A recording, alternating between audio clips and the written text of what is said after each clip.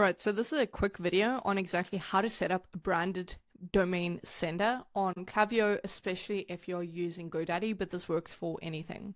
So this is really important for you to know and set up immediately whenever you get onto Klaviyo, because it will make sure that your emails are not landing in spam. So generally, if you go here, it will tell you that you can kind of click here and you'll find a place that will give you kind of the setup. But if you don't see that, and it's not giving you a warning message or anything, then go to settings and go to domains, and this is also a good way to see if you have it set up. And over here, it's going to say add a branded email sending domain. Again, super important. At the same time, simultaneously, you should have your email provider or your domain provider. So in my case, it happens to be GoDaddy. It is the easiest one, but you can use this for anything. And the domain that you're doing this for is ideally the same matching domain as your website. So if your website is, I don't know, theherb.com, then you want to make sure that you are going to the right domain and you're also setting it up on the Klaviyo as that. So what I'll do is I'm going to add in here and I'm going to say mailz.ai, and this is my root domain. So your root domain is exactly what I just said. It is whatever your .com is. So whether that is jade.com or mailz.com, whatever it is. In my case, it's mailz.ai, and you can see it matches the domain name over here. So make sure they match, and that is your root sender, okay? And you can just say send, and personally, I prefer to say static. You can do dynamic, you can choose how you want to do it, but for the case of this video, I'm going to say static. So I type down send, and I choose static. Then it's going to give you a option over here, just say set up manually. Choose your provider. If none of these are your provider, then obviously say other, and then it will give you the same thing. So all I'm going to do is I'm going to go over to my domain and I'm going to add all of these. So there's 3 CNAMEs and 1 text, and I'm just going to copy them exactly how I see them. So CNAME, CNAME, CNAME, and then 1 text record, and then I'm just going to go fill in all the information. So you can see I'm doing exactly what I need to do, making sure that it matches exactly what they've written here, and of course it matches my domain. So come here and make sure you are copying the correct line as well. I'm doing it quickly, just because I've done it so many times, but obviously you need to be a lot more careful with how you do it and then pretty much that is it. And I'm going to save all the records, and what's going to happen is now I'm going to set up everything. It's going to make sure I verify, and I'm going to go ahead and do this off screen and then fast forward. Right, now that I've set it up in the backend, you're going to go back to Klaviyo and you're going to say verify, and it's going to take a little bit of time. So I did that off screen, but it's going to take a little bit of time, and you should eventually come back to it and say activate. So it'll take a bit of time, maybe give it 30 minutes or so max, and it should have done it correctly if you have obviously set up everything right. And you're going to click on activate, you're just going to type I understand, and this is going to then activate the branded sender correctly. So this is now set up, and now what you want to make sure that you go ahead and do is match your sender, your default sender email address with that as well. And you want to make sure this is a real email in your backend. So you're going to go check your domain settings, you're going to go to your email product. So you want to make sure that this is an actual email that your email has or your domain has set under it, and you're going to make sure it matches the domain, okay? It's as simple as that.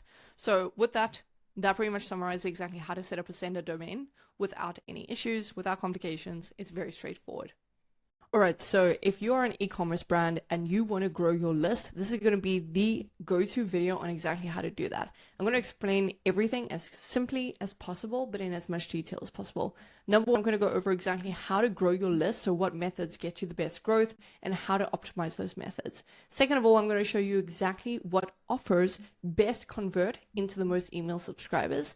And then lastly, I'm also going to show you exactly how to build out the entirety of the funnels with examples of what other brands are doing, so you can just pretty much plug and play. So let me just change over my screen and show you exactly how to do it. All right, so quickly switching over, one thing that we absolutely have to cover is exactly why email is so important and having a list is so important. And I'm not going to go over this for long. I want to skip to the really good meat of the video. But what I do want to say is this is important to know as a foundation, because there's a lot of myths about email being dead and what is the point of getting a list. I'm telling you, the longer you don't have a list, the longer you're going to lose money. Now, what you're doing is you obviously are probably running ads if you're scaling a brand. That's inevitable. And you're spending to acquire new customers, and those customers will then go and convert. But the issue is that's where it ends. That's where the funnel ends, and it shouldn't. Email marketing is intended to make sure that they increase their spend consistently, and they increase their purchase frequency. So those are the other 66% of the lever. What you're focusing on is just 33% of your revenue, which is the first time conversion and new customers. That is not the only revenue driver. There's a massive portion that you're completely ignoring, and it's actually 2/3 of the funnel that you're ignoring. Because number one, new customers drive new revenue. That's the 33%. The other 33% comes from increased spend per purchase, and the other one is increased frequency per purchase, right? So increase AOV and increase expenditure as frequently as possible. Those are the three foundational factors that increase revenue. And so email makes sure that you have all three of those in place, as well as maintaining loyalty. You cannot rely on ads and impulse purchases and branding for the foundation of repeat purchase. It's not going to work. And so if you're running an e-commerce brand and you're not building an email list, you're pretty much lighting money on fire. And the reason for that is because email usually drives 30 to 50% of the revenue for the smartest brands that I work with. And you can see that over here, right? You can see that for this brand, in 30-day period, we ran emails for them, and we did $1.5 million out of the $3.8 million that they got overall. So that's a huge portion. That's 40% of their overall revenue. Then another brand, 54% of their overall revenue came from email. So if they didn't have email, they actually would have lost $2.2 million in the span of 1 month, which is ghastly, and that should happen to no one.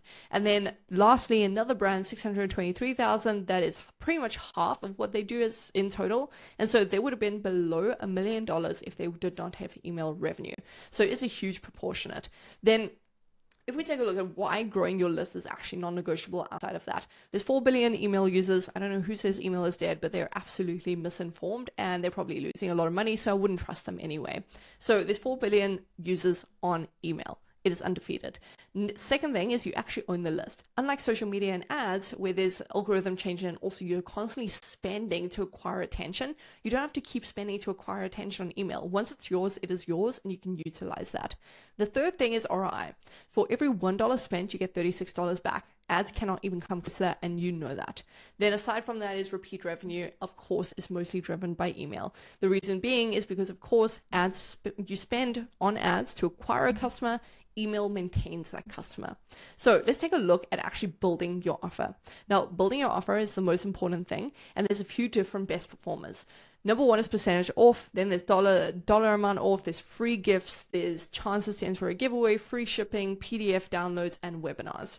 So the main ones I want to cover are the best performers and the best converters that we've seen across all of the brands we work with.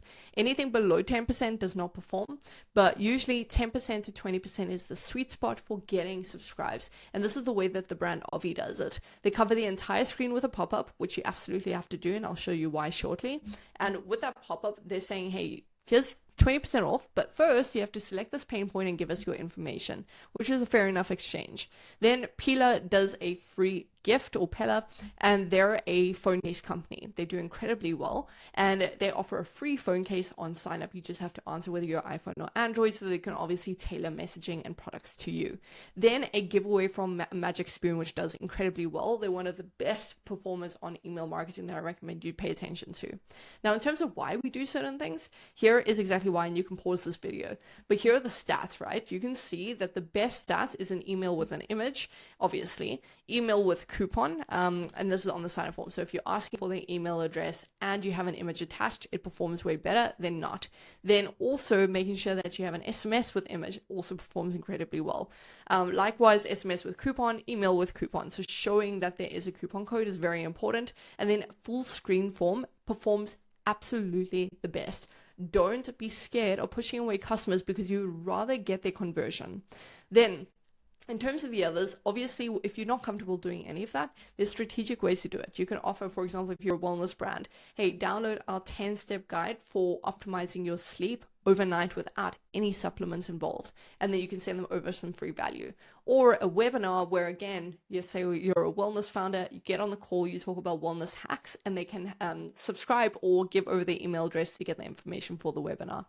Now, in terms of methods of growth, which is the most exciting part of this video and the meat of the video, I want to go over organic, paid, and a system that you absolutely have to implement, and then referrals. So these are all the ways you can actually grow your list that not many people talk about. It's all fluff. It is not very sensible. And so the best way to grow your list is obviously through these methods. Number one being organic. Organic is a no-brainer. Everyone knows that organic content is important, but what types of organic content and how do you actually do it?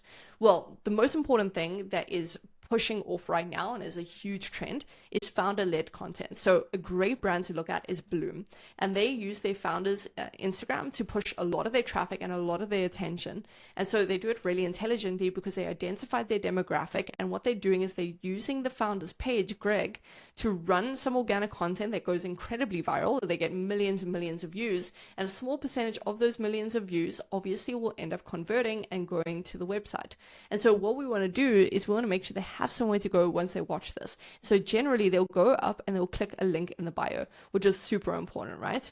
Go send them to a link in the bio where they can subscribe to the newsletter, or they go straight to the website, which is the highest optimized page. That is a founder-led content, and that is the best way to do it because it is organic. You can compound views, and obviously a lot of people are going to be drawn to the founder instead of just the branding.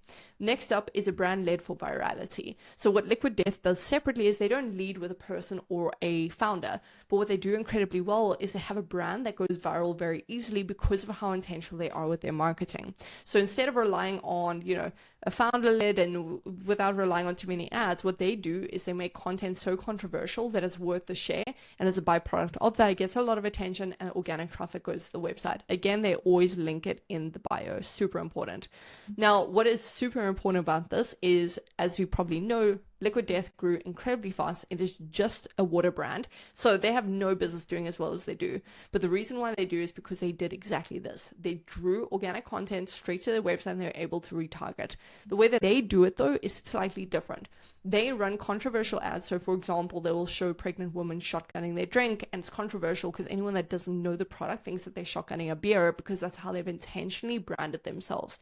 But in actuality, it's water. And so they play on the fact that they are kind of controversial. And so traffic gets very intentionally drawn to them, and they attract a very specific demographic because of it.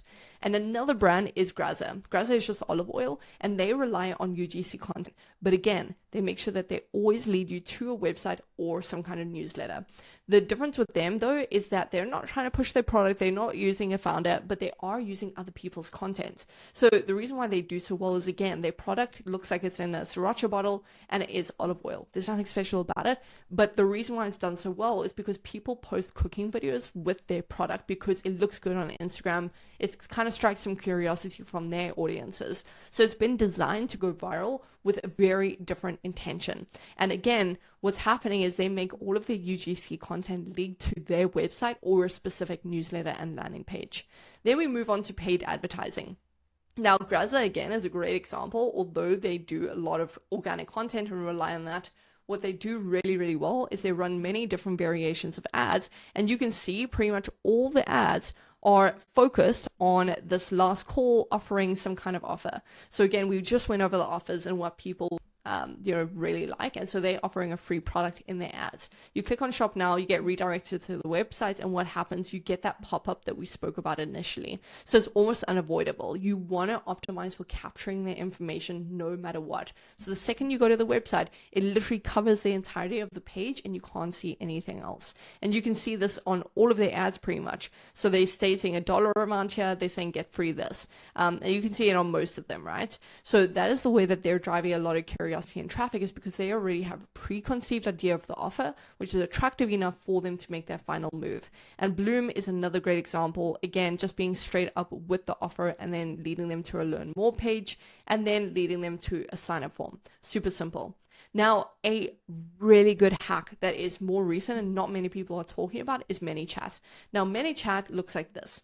It is a software that you can plug into Instagram. Now, keep in mind, this has been impossible for the longest time because we have limitation on what we can send, what we can't send. But ManyChat has just introduced this option where you can initiate a message to anyone that follows your account, which is incredibly powerful for anyone that has strong organic content or you're steadily growing your brand. Because again, the most important thing is anyone that is kind of interested, we want to make sure we can retain them so we can send them personalized messaging to heighten the chances of conversion instead of relying on impulse. And so this is why this does so incredibly well. You can pretty much go into ManyChat and then click on here, go to automations and create one from scratch. And what you can do is you can set up this trigger that when someone follows your account, you can actually send them a message. So like this brand sending over 1,200 messages. And what happens is they actually go through this funnel. And as you can see here, you can see the stats, right? So it has a 73% open rate. And what happens is we let them know, we say, hey, by the way, really appreciate the follow. If you didn't know already, we're actually offering 20% off to the next 100 people that give us a follow and subscribe to our newsletter. So here's the link to do that. Subscribe to our newsletter and we send it straight over to you. And so this way, you're growing your list where it was never previously possible with just organic content and a little bit more aggressively. So this is an easy way to increase the amount of people that come in and follow you and obviously give over their information. Now, the most important thing that I have another video about, which I recommend you go and see, is the welcome offer. It is all good and well having people subscribe to your list and you're growing your list confidently now, but how do you actually extract revenue from it at a reliable rate? So what we've been able to do, and you'll see that in the video, we generated $249,000 in the span of 30 days for this one brand. And exactly how we did it is we just optimized the welcome flow. And what this is essentially as people enter into your sign up form, you're sending them a, hey, by the way, here's 20% off. And it's an automated sequence of emails that are strategically trying to get them to convert on their purchase. So it's trying to get them to convert for the first time. And here's exactly what it should do. It should deliver the offer immediately. It should tell your brand story quickly, build trust, and cross-sell or focus on recommended bestsellers. And so here are some brands that we've broken down as an agency, and Byte is a great example. So you can see they send their first email that looks like this, and they explain exactly, what you can expect. What can you expect from being subscribed? Then they send founder-led emails like this.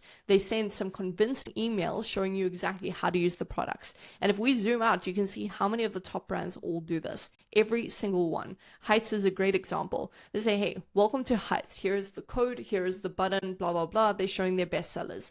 That's the best way to do it. And you can see that there's a formula. First email is always simple. It goes straight to the offer that they wanted and it shows them bestsellers. Second email is usually founder-led. It's a little bit more transparent. And somewhere along the lines, there's an us versus them. So you can see this across the board, right? You can see that Dr. Sasquatch or Dr. Squatch rather does this as well. Super simple. They show exactly their offer. And then later on, they show us versus them. So it is consistently the same formula. And again, we cover this in another video that you absolutely have to watch because this by far is our highest converting flows. Amra is another great example. So they're saying, hey, start here, here's your welcome code, etc., etc. This is exactly how you need to set it up to where you are guaranteed to make conversions. Now let me show you exactly how to set up the pop-up form and build it with you so you can do it easily yourself. Now what you want to do is you want to open up Klaviyo and you want to go to the side here and you're going to go to sign up forms. Then from the sign up form you're going to go create. I personally would choose blank, or you can choose some of the pop-ups that are already selected. And we're going to do full page test because remember we want to set up a full page sign up and you're going to choose your list. Cool. So we're going to save that. We're going to go into the design and it's going to be a super simple process. So we generally want to make sure that we can design this where it has an image. So for sure we want an image. We know that we'll put something there. So we're going to upload this image. And then what we're going to do here is we're going to say sign up or unlock 20% off your first purchase. Perfect. And then over here, we're going to say get will never spam you. Perfect. And then here we want to change this to something different. So here we're going to say unlock send now. Perfect. So that's pretty much it. Now we have it completely set up, but what I need you to make sure that you do is you take a look at what it looks like on desktop and mobile. So this is what it looks like on desktop, which is going to be great once you have the image and once you design your branding. But on mobile, you still maybe want an image, but it doesn't look too bad. And so what you'll do is you just want to go in here and you probably want to just drag in an image that you can filter in. So you can choose how you do that, but just an FYI, you absolutely need to optimize for both. And so the best format for this is you want the email in the first step, and then up here you can choose another step and you can do a mobile opt-in. All right, so mobile opt-in, choose whether you want it to be this, and then you're going to go and choose a list for them to go into. So let's just go here for instance, and that's going to be it. So smart opt-in, perfect. We're going to do this and we're going to say join the club, blah, blah, blah, and it's going to rejoin. So same kind of thing. And then on the success page, what we actually want to do is we want to show the discount typically. So what we're going to do is we're going to put the coupon code there so it's copy pastable, and we're just going to filter it in. So that's pretty much it. You're going to say, nice, you're in, here's your discount. And that's pretty much it. So that's how you set up the main flyout option. Now there are a ton of other options. You need an exit intent. You also should have some embedded forms as well. And all of that you set up pretty much the exact same way. You can just find the organic way to set up within Klaviyo. But that's essentially exactly how to grow your list in 2026 as effectively as possible, and exactly how to set up a form optimized for conversion. Now, I'll see you in the next video, and comment down below or go and book in a call with us if you do want to work with an agency that can just do this all for you, that has experience scaling multi-million-dollar brands like the ones I showed you in the beginning of the video. So if you want these kind of results and you want a team that can be tracked, has been doing this for the past 8 years, then go down below, book in that call, and I'll see you on the other side.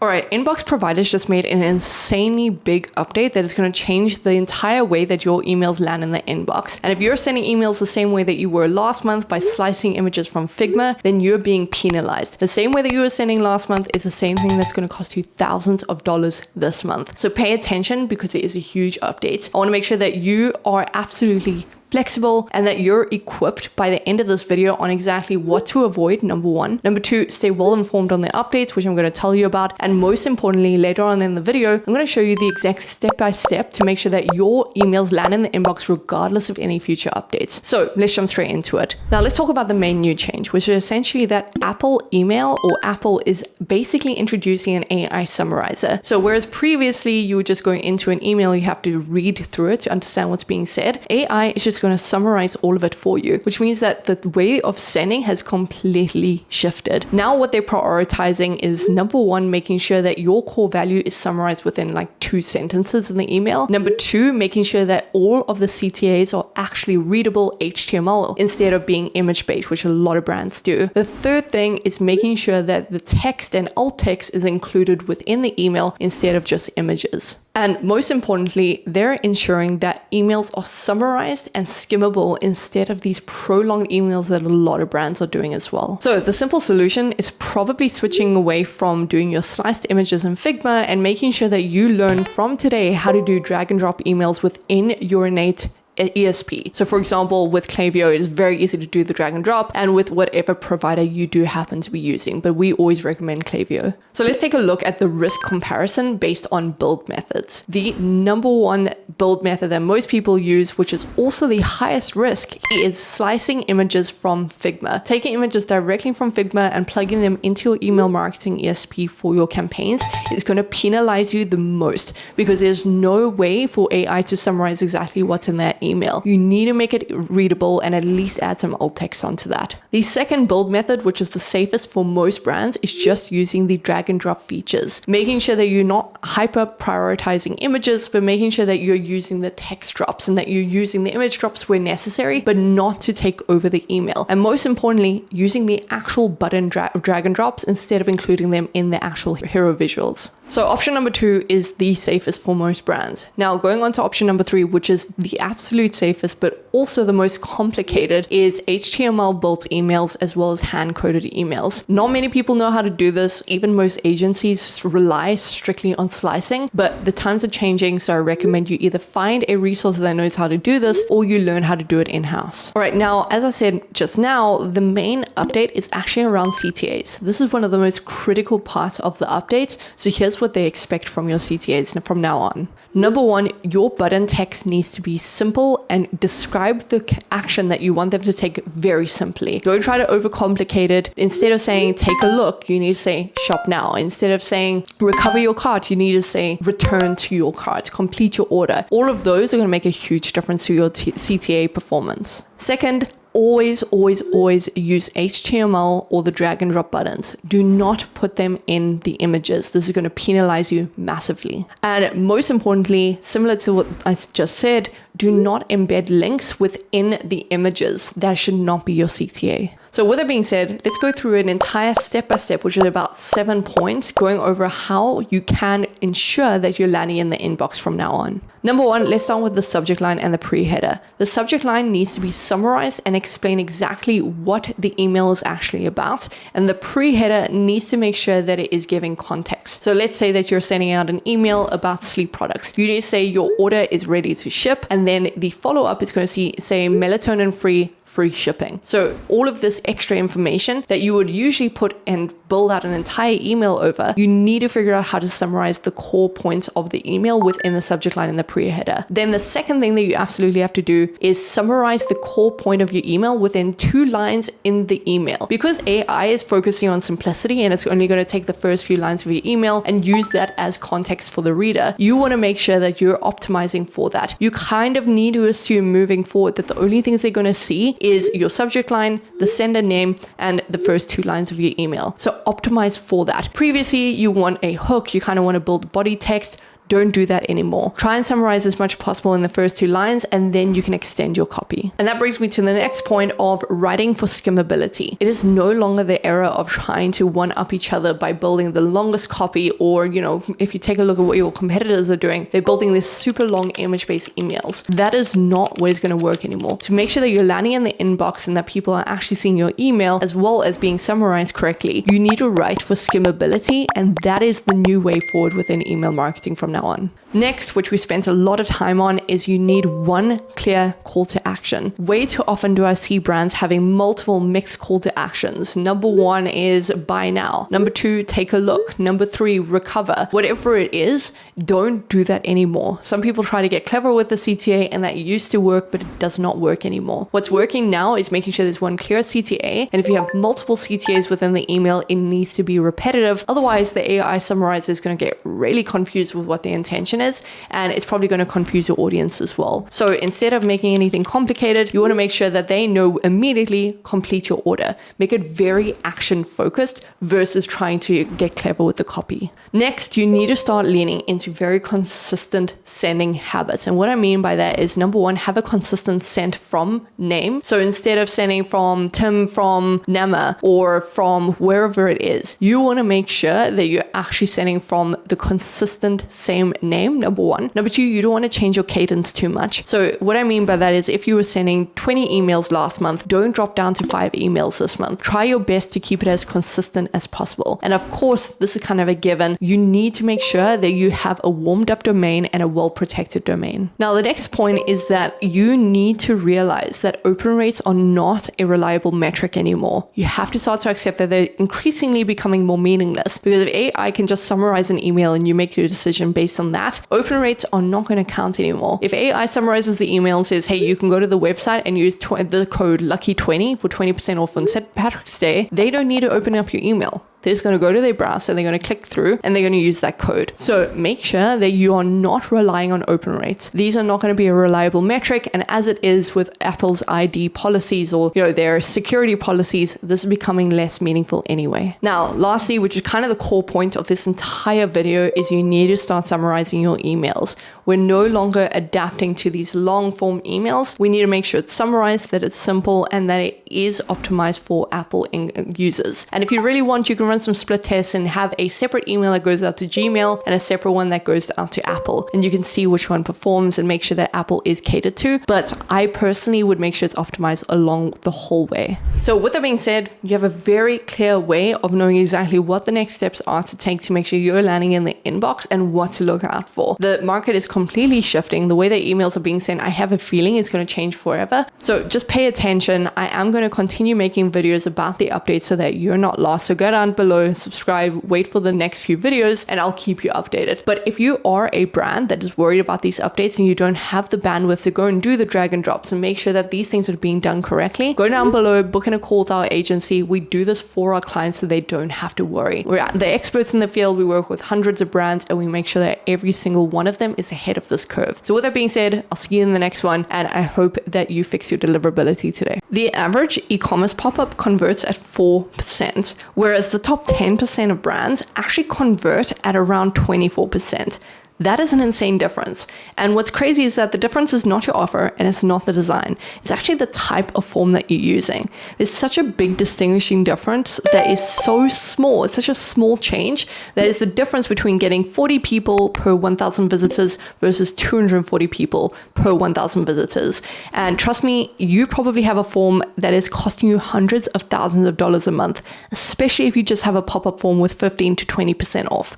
And if that strikes a nerve, it's probably because you are doing it incorrectly. So that's exactly why I wanted to put this video together.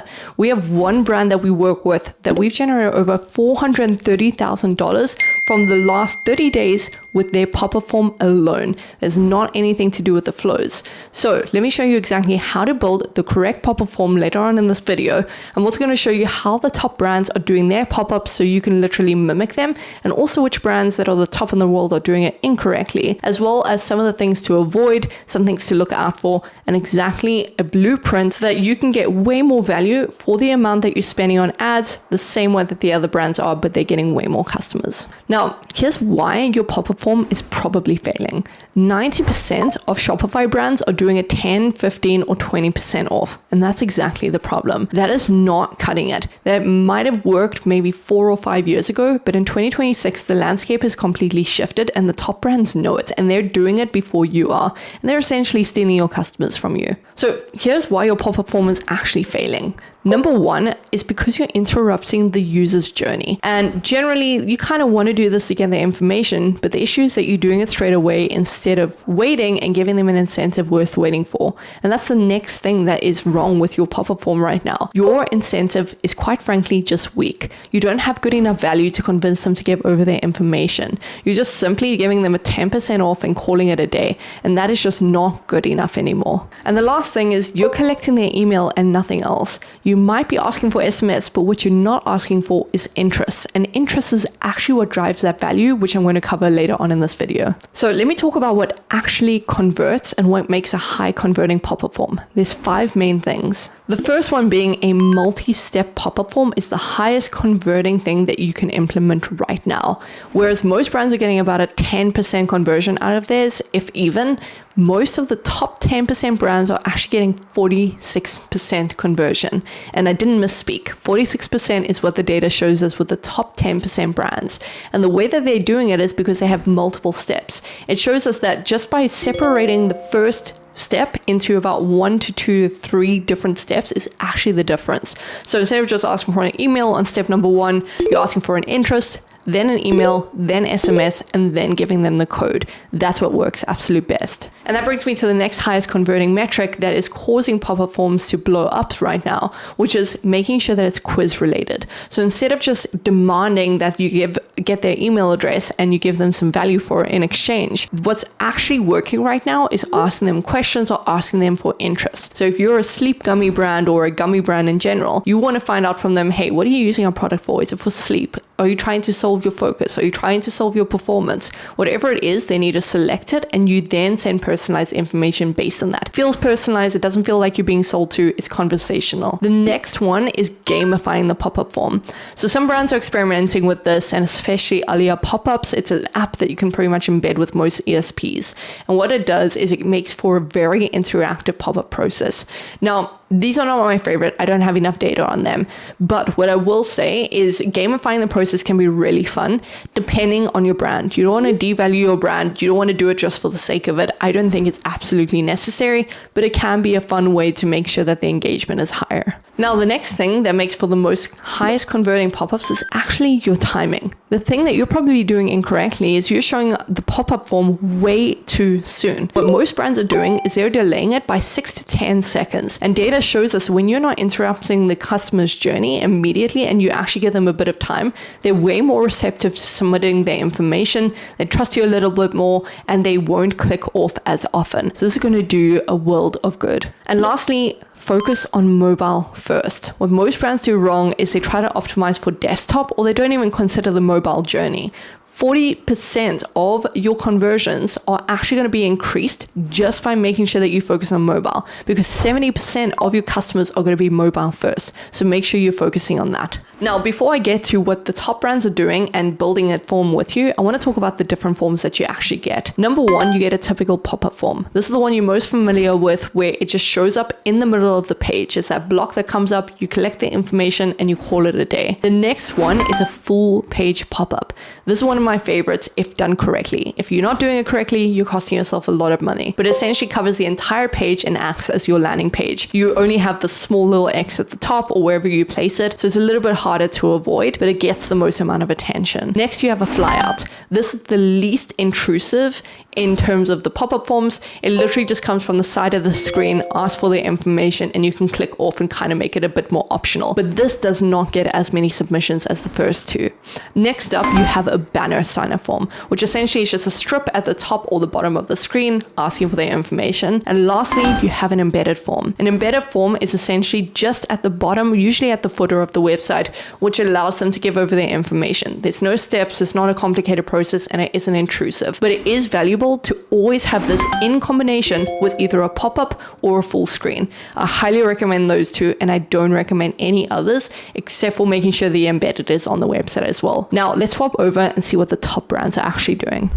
All right, first up, we have Huel. Now, Huel is actually, in my opinion, a bit of a D tier. The reason being is because they're only offering 15% off and they're adding a lot of friction. If you take a look here, they're asking for SMS and email in one place. Data shows us that this is the least performing pop-up form. The reason being is because people don't always want to opt in for SMS. That's too much friction. Some people are very private. Some people don't know how often you're going to SMS them.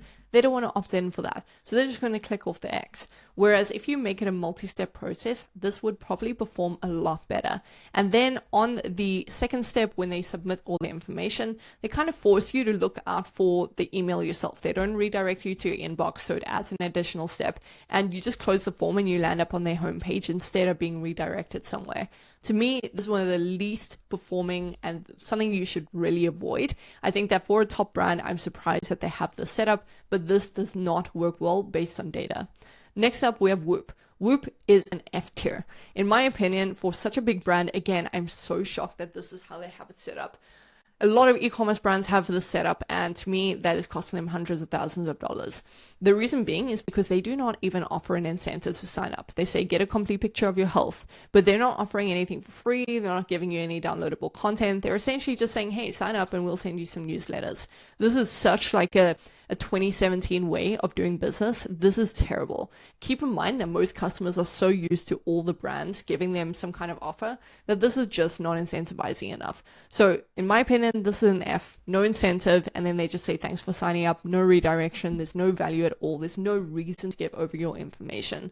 So to me, this is just a lost cause. I think that they need to fire their team, to be honest, and I've done another video where I've redesigned their emails because their team is not doing it. Then in AG1, I would actually rank as about a B tier. Now, although it is just 2 steps and they only ask for email, the reason why this is a bit better than the previous ones we've seen is because they're asking for $1 off or €1 off, which in my brain, I can actually calculate what the percentage is going to be. So instead of having to calculate and do some kind of calculation on what 10% or 20% means, I'm told exactly what is significant enough that I'm willing to. And they also give a free gift. So they're saying you get a free welcome kit worth €69. So there's enough incentive for me to want to give over my information. It's more than a 10% and 20%. It's simple, give over my email address, and then the reason why this is pushed up to about a B or an A tier is because they actually give the code on the last step. So instead of trying to redirect you, add any friction, they're actually giving you the code right there and then, which actually performs way better. Next up, we have Groons. Groons, in my opinion, is an S tier. Groons has an incredible setup, and this is one of the brands you should mimic. With what they do differently, and this is tough to compete with, but they offer a 52% off. It's unique, number one. Number two, it's high enough that you absolutely want to give over your information because it's half the price, so why wouldn't you? And so they make sure that you include some kind of interest. So they've done everything right. They have a high percentage off. They're getting some information from you. They're not just trying to sell to you. Then the next thing they do well is they have one simple step where they reiterate the offer and they ask for your email address only. The next step is SMS. This is optional, but it's great that they have this as an additional step. And then that's pretty much all there is. This is an S tier by a mile. Then next up is Olipop. Olipop is probably around a B or A tier as well. Reason being is because they have some redeeming factors. Although it's just a simple pop-up, it's not a full screen like Runes does. The difference here is, although it's a simple 15% off, they make it very easy. You give your email address straight away, and then they make SMS an optional second step. That's a plus point. And lastly, what they do really well is, again, they simplify the process. They give you the code straight away. They minimize the amount of friction that you have to face. So everything is much simpler. Next up, we have Magic Mind. Magic Mind, in my opinion, is another S tier. Very simple why, you can make some guesses, but it's another strong offer plus free gifts. It's a no-brainer. Plus it's a full screen, so you have to sit and read all of this. And then you have interests to pick from. Interests are always the best way to go. It has the highest conversion metric. Then the second step is just ask for email. You guessed it. The next step is asking for SMS, making it optional. And their call to action is really strong. Activate 50% off plus free gifts. Why wouldn't you do that? And then lastly, they say, okay, cool, you're in. They make you go and read your email. And generally this would be a minus point, but because their offer is so strong and they've got the information they need, you're going to go get that email open. And then they redirect you straight away instead of just leaving you on the homepage. So all of this to me is such an S tier move. Then we have Breeze. Breeze actually moves down to about an A or a B tier, and I'll explain why. First of all, it's a pop-up instead of a full screen, which in theory is fine. What I do think they're doing that redeems it is they have a mystery offer. Doing a mystery offer, we've split test this, is the number one best way to get signups. Then they obviously are doing interest-based, but they have 2 interest-based pop-ups in one. And to me, that's too much friction. I've already answered something. At this point, it's becoming very quizzy, and it's a lot of steps in the process. I don't want to do that. So in my opinion, this is not the best performing. I think they do a great job of asking for email and then showing you. I really like this, and I think you should do this. They show you the process of how you can save money. So spend X, get X. I think that's great. I think you should show that on your pop-up as well. Then we have Desoy. Desoy is another S tier. This is one of the best of the best. And because they have a mystery discount, number 1, interest-based, number 2 is a full page pop-up. And then they ask for your email separately to your SMS. And lastly, they actually give you the code at the last page. Now, 10%, in my opinion, is a weak offer. But because they've already got your information, it worked. Everything they did worked, and I'd be curious to see how this compares to other brands. So with that being said, let's swap over to Klaviyo's backend, and I'm going to show you exactly how to build these pop-ups that you're seeing over here. And it's simpler than you might think. So let's move over here, and I'm just using a dummy account of ours. And let's go into, and you just want to navigate to your ESP. I'm using Klaviyo, and you want to click on sign up forms. So what I want to do is I want to go create a new one. Now, I personally want to make an interest-based pop-up the same way that these other brands do. And there's one way that you can do it. You can either create a blank form, or you can simplify the process and make sure you're pre-selecting one. Now, I really like this template that is used, and you can just go recreate this however you want, but I really like this. So let me go test. Pop-up. I want to go ahead and do that and make sure you're choosing your list. So email list. Perfect. So I'm going to go ahead and create that. And now I can just follow the template to make things easier for myself. So let me start at the top. whenever you create a pop-up form, you're going to get a few things. You can create a teaser, which means that if someone exits or before someone kind of gets the pop-up, they can get a little pop-up that shows up somewhere. And you can choose where it pops up. You can choose whether you want it to show, before they open the form or whether they close the form that shows. And I personally like to show it after the form is closed so that they can actually go back to it, because it is a habit for a customer to just click on the X since they're so used to getting marketing emails. And so I like to do this. I think it is a nice way to do it. You can choose whether you want it to show it in the corner. So I'm going to show it in the corner. Personally, you can choose how big you want it. So let's make it 300. Cool. And that is essentially it. So I can just go rebrand it. I'm going to go ahead and rebrand it to this color. And then that looks all good. So that's the teaser that I want to show. You can choose, again, your own setup. Then your actual quiz. So you can rename this to however you want, but this is the most important step in the sign-up form. This is where you're collecting data about them. And if you were creating this from scratch, it's essentially just buttons. So you could essentially add and take away whatever you want. You can add in another button. You just need to reformat it. So I'm going to delete that. I'm going to keep what they have. And I like that it's a mystery discount. I'm going to keep the same, but I'm going to say unlock instead of unravel. Mystery discounts. And I would say, what do you need help fixing? And here is where I just essentially enter everything. And this is going to be a very important step to pay attention. So you can reword whatever you want. So I'm going to say sleep for this one. Over here, I'm going to say performance. This one, I'm going to say as stress. And the last one, I'm going to save as focus. Perfect. And so what I want to do now is I've had all of these. Now they're labeled. But you don't want to just label it and have them answer it for the sake of it. You actually want to store that information. And the way we're going to do that is we're going to create a property.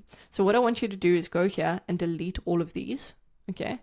And there's one more step that you need to do. On all of these buttons, make sure that instead of close form, it says submit form, and it goes to the next step. Okay. So you want to select that for all of them. Submit form, show next step, submit form, show next step. Perfect. And now let's go back to the first one. And now what we want to do is we want to add a property for every single one. So that let's say that I submit this and I've chosen sleep. Instead of just having them fill that out for nothing, when my profile is created in the back end of Klaviyo, it's actually going to assign me that property. So you can create segments later on. You can put me into very specific flows based on my interests. And that is the power of this pop-up form and why it performs so well. So with this one, what we want to do to make sure that it populates a property is we're going to go to profile property. We're going to add a property. And what I like to do is I like to type in interest. And I'm going to say, I want this to be sleep. Perfect. So I'm essentially just doing that. And this way, when I create a segment, I can create one based on their profile property interest. And if it equals sleep, I'm going to create a population of those people. And you can just go do that for all of them. So I'm going to delete that. I'm going to say interest. And this one is performance. So performance. Perfect. So I just go ahead, do that for all of them, and then you're pretty much set to go. And then if you want to edit the way that the form looks, which you probably do, you want to come in here and you can choose your type. So I personally want it to be a full page, which is going to look like this. I much prefer that. And I highly recommend moving this little X to the top left or somewhere else on the screen, because most brands have it at the top right. So it becomes habit for a customer to just click off of it without any context. And what you can do, you can just essentially replace this. So let me just say, give me a green background with gummies on it. And you can just go ahead and do what you want, obviously. But that's essentially it. You just choose your image. It will go create one for you. I don't recommend doing that. I do recommend that you use one of your brand assets. And what the most important thing is to do. So let's see what it does. Yeah, I mean, that's fine. So went ahead and did something. And then we can just recreate our styling. So I want black font. And let's go here. Black font. Perfect. Cool. And then the X at the top left. And that's perfect. So the style is complete. I'm happy with that. I want it to be a full page. Now let's choose our targeting behavior. So targeting behavior is essentially going to tell us when and where this is going to show up. And so I want this to show up based on rules. So you can either choose that it shows up immediately, but I would not recommend doing that based on the data. What we want to do is based on rules. And what we want to do is we want to show it about 5 seconds after. And we also want to show it when the visitor is exiting the page. This is important because it acts as like an exit intent form. You can also make a separate one that only shows when they're about to edit. You can split test that. But we're going to leave that on. And I'm going to turn this off. I don't want it to be based on when they scroll. I want it to be based on time delay. And then I want them to be able to re-see this after 5 days, essentially. And most importantly, make sure you scroll all the way down so that you can choose that this shows on all devices. But beware, you're going to have to rebuild it based on mobile, because at the top here, you can pre-select it and you can see what it looks like on desktop, which looks great. But when we take a look at mobile, you can see how messy it is. So if we took a look at mobile, it's super glitchy. We're going to have to redo this entire thing. And so make sure, what I like to do is keep this specifically for desktop. And then I'm going to do a mimicked version on mobile, but ideally build it from scratch. So I highly recommend doing that. So this is the quiz part. The next step is obviously to collect their email. So I'm going to say you got, biggest discount, unlock it now. Cool. And then I'm going to keep this wording, claim discount. And what this is going to do is it is going to show the next step. I personally also want to collect mobile, but remember the best step is to have the quiz in the beginning, then ask for the email, and then add an additional step to ask for opt-in. You want to collect text messaging personally, and you're going to choose your list. So SMS list. Perfect. And it's going to have this. That's perfect for me. And then I wanted to show the success page. And I like this because it's essentially got everything I need. The quiz is perfect, and I also like the success page. I'll just change up the styling as I need, but everything otherwise looks good. And essentially all you'll go ahead and do is you'll just publish. Obviously this is just kind of a dummy account, but you can see how that works. Now remember what I mentioned is that you also want to make sure you have an embedded form. So what we want to do is to create an embedded form. We're going to come here. We're just going to create one from scratch. We're going to say we want the embedded form, mails the embed, and we're going to make them go into our email list. So let's go here. Perfect. So now we have this, and this essentially, to make sure that you can actually incorporate this on your website, you're going to go ahead and publish this, okay? And when you publish it, it's going to give you this code. You want to go and put this code at the footer of your website on either Shopify or WooCommerce, depending on what you're using. But it's super easy to set up, and this way they can just scroll down to the bottom and any lost traffic can essentially be recaptured. This doesn't have great submissions, but it's good to have anyway. And that is essentially how you set up the best performing pop-up forms. It's super easy, it's straight to the point, and what I recommend you do is there's a few things you split test. I recommend number one, you split test a full page versus a pop-up. Then I recommend you split test whether you have specific interests or you just ask for the email. And then lastly, I recommend that you split test doing a mystery discount versus a $1 off versus a percentage off. Go try all of those and you're going to have a way better submission rate. And you're going to be looking at way better stats like I mentioned previously.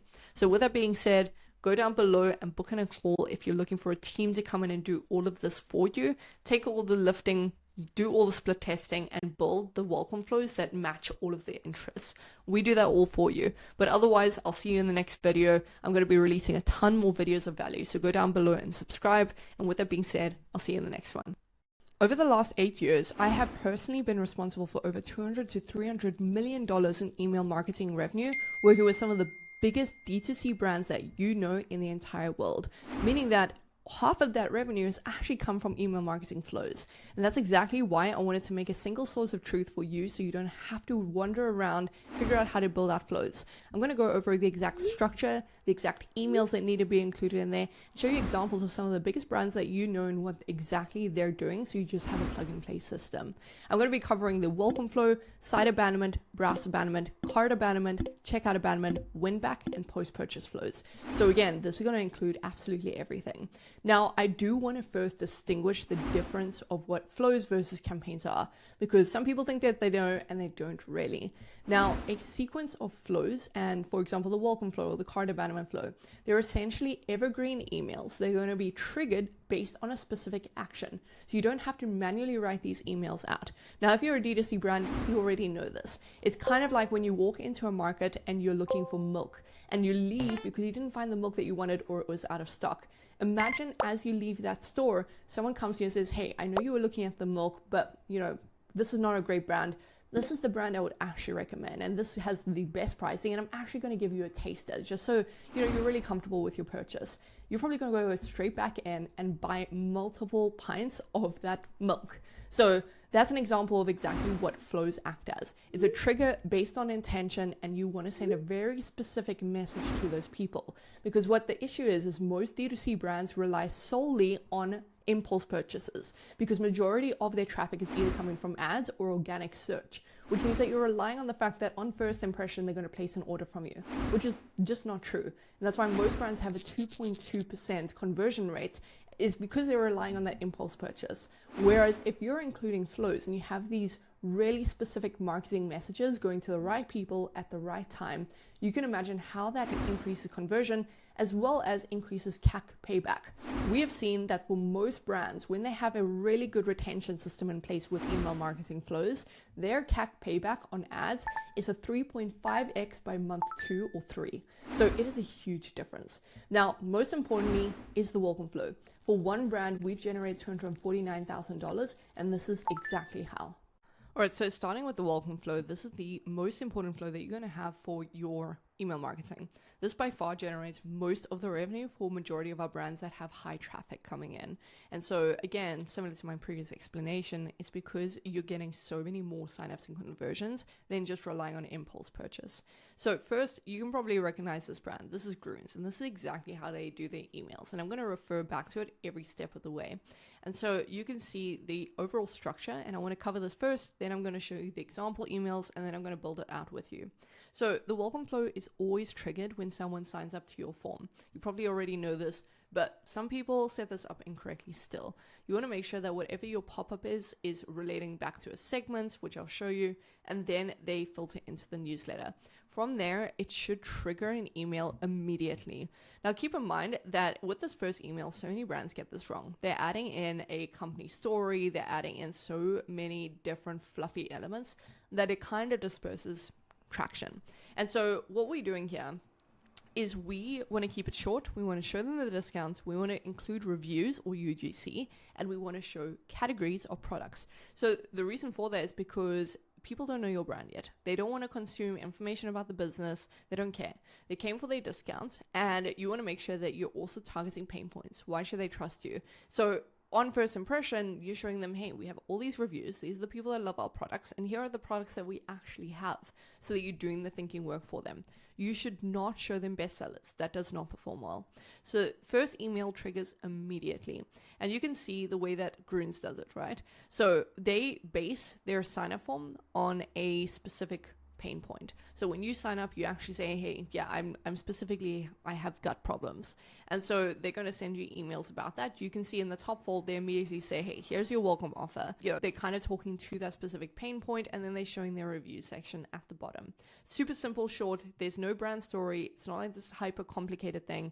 It is very straightforward. And so that's what you want to do. Then what you want to do is you want to wait a day, and then you want to send an email to any non-purchasers who never came from their first email. And this one we like to make a plain text only email from the founder. And this is kind of like a personal touch point. This is specific, again, to anyone who has not placed an order.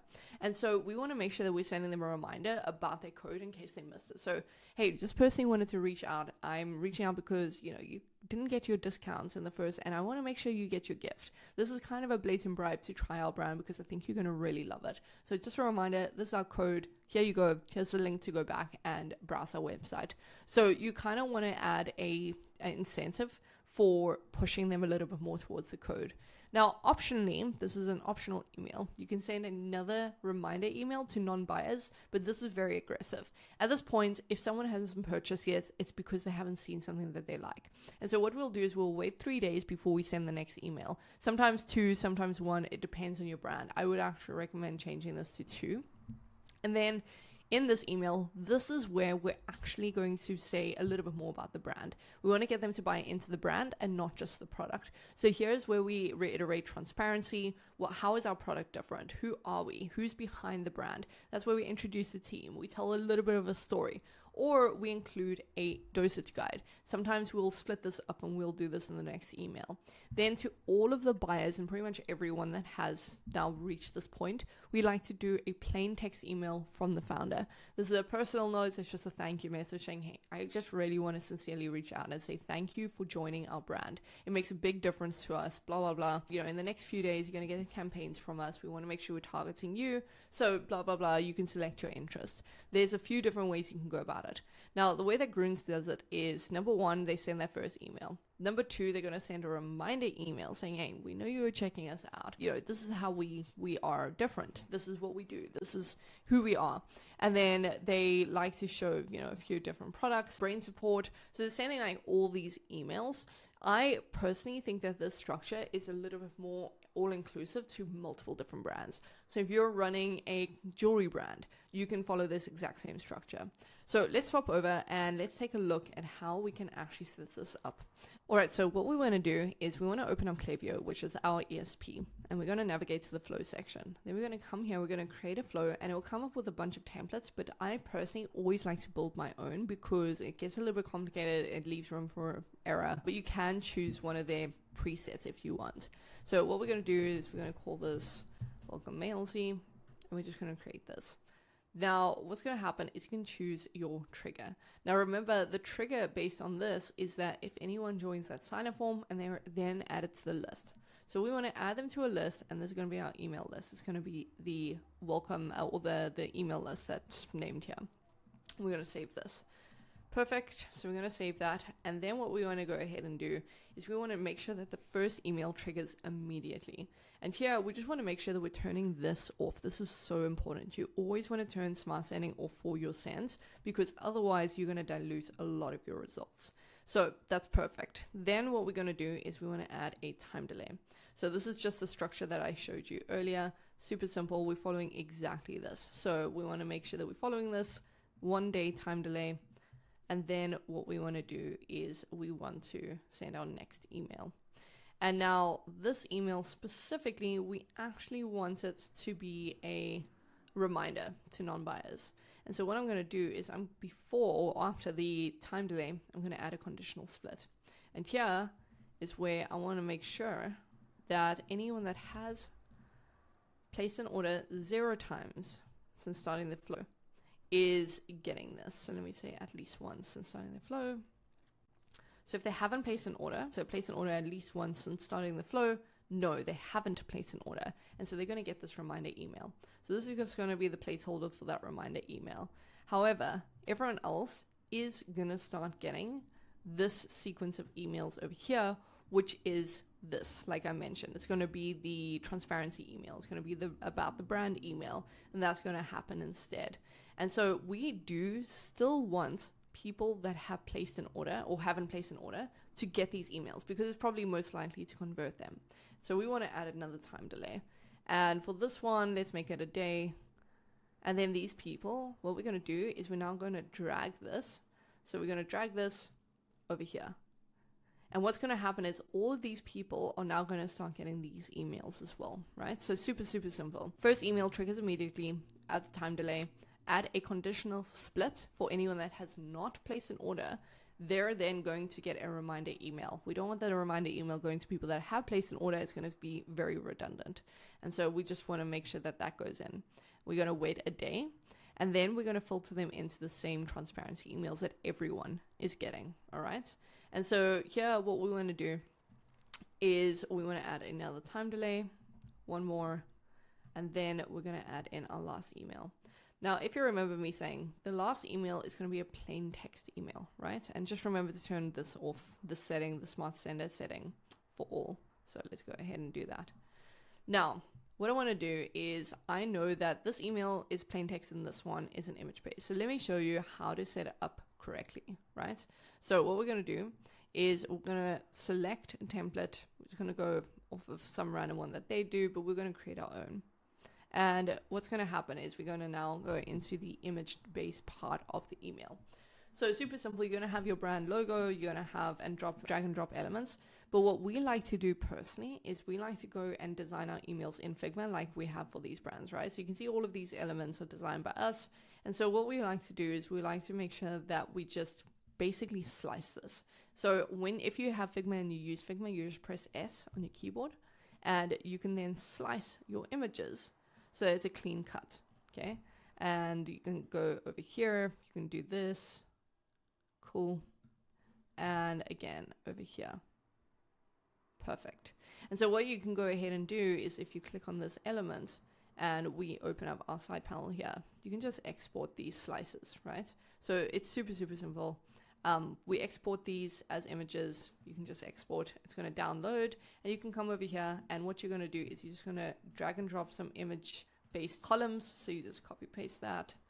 Perfect. And then what you're going to do is you're literally just going to upload those images so that it is all super, super simple. So you can come in here, you can search for the images that you've used. So for example, the Groons one or whatever it is, and you can just go and paste those elements, right?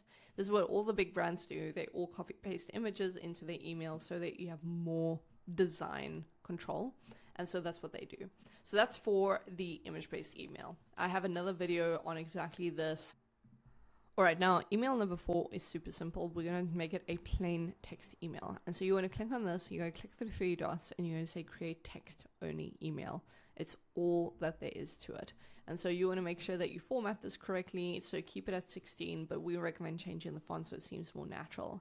You can put any copy that you want, but it's that simple to set up a plain text email. I have another video that goes way more in detail about this, but this is all you need. So pretty much you have the entire welcome flow completely set. Now what I want to do is let me cover the cart abandonment and the checkout abandonment. Now the cart abandonment and the checkout abandonment are 2 separate flows. They have different triggers and they have different intentions. So what the difference is your intention with that brand. And so what that means is with the cart abandonment, you're just simply adding something to your cart. And then with the checkout, you're going all the way to the billing page. So if we open up a website like Olipop, let's go to the shop section, right? And what we're going to do is we're going to click on Classic Grape. We're going to add a 12-pack, and this is adding it to your cart. And people that add to cart, they leave at this point. They don't take any further steps. They add something, so let's just add this and this. And so now we got multiple products in our cart, and a lot of the time people are doing this to see what the total will add up to for the things that they want. So you can see $107. Let's say that's a little bit too high for me. I'm going to now leave because I don't really care for that. That is a cart abandonment. And checkout abandonment is if I've done all of this and then I proceed to checkout, which means that I've taken the extra step, which is higher intention, to go and actually fill in my information. Here is where I fill out the code and fill in my billing information. So there are 2 separate intentions. The first time, I'm just kind of looking for pricing. I'm trying to, shop around, add a wish list. The second step in going into the checkout, I am right there. I have full intention of buying these products, but at this point, I also need to figure out what my shipping costs are. So here is where shipping costs are outlined and a little bit more transparent, and also whether my code is working or not. So there's a lot of different thinking patterns there.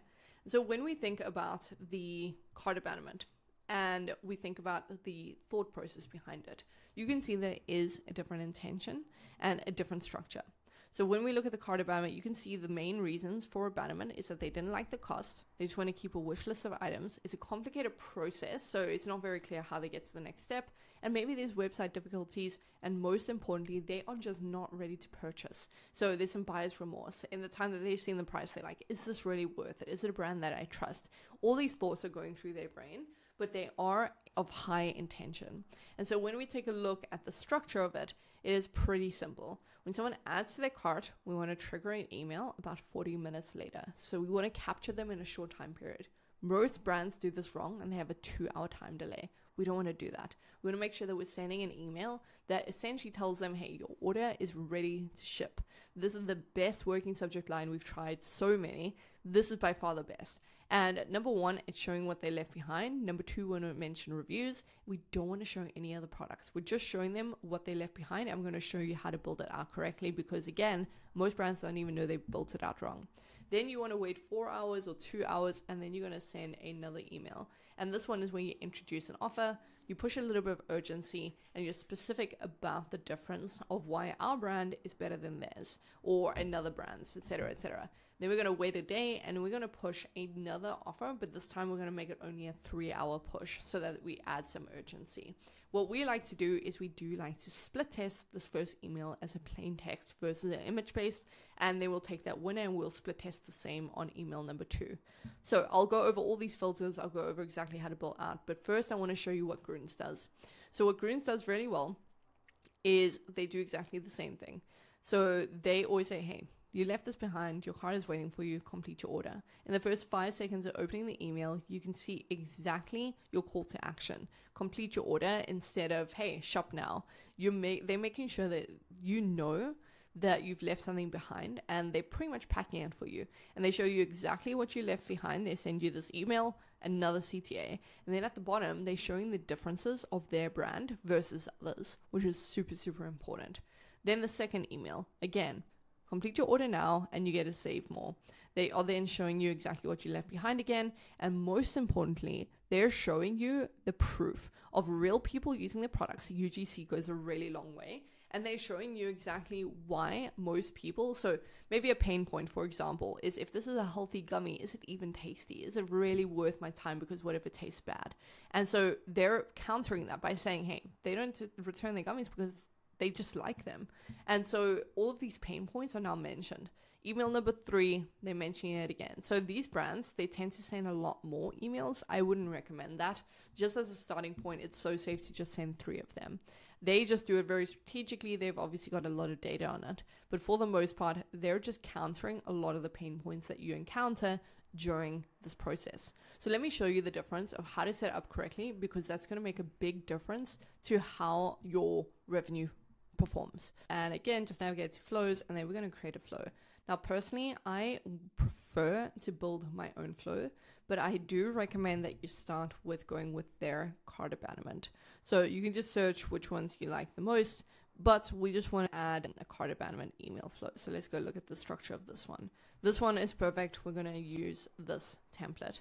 So I do have another video of building it from scratch, but their template just works very safely because they've already pre-added everything. And so there's a few elements with setting this up first before anything else.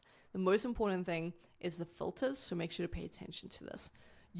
They've just added this new feature where you allow people to re-enter this. So we like to choose that we allow re-entry after a certain date. And what this means is basically, let's just say I abandon my cart today. If you have this call set as no entry, if I abandon my cart today and I abandon it again in 2 months, I'm never going to get a reminder email again. We don't want that to be the case. We want to make sure that they are getting reminder emails. And so we say allow re-entry after a specific amount of days. We like to choose 15, for example. Okay. And then the profile filters is the next most important thing. These are all pretty much correct. So what you want to do is you want to make sure, so I'm going to go ahead and delete this one.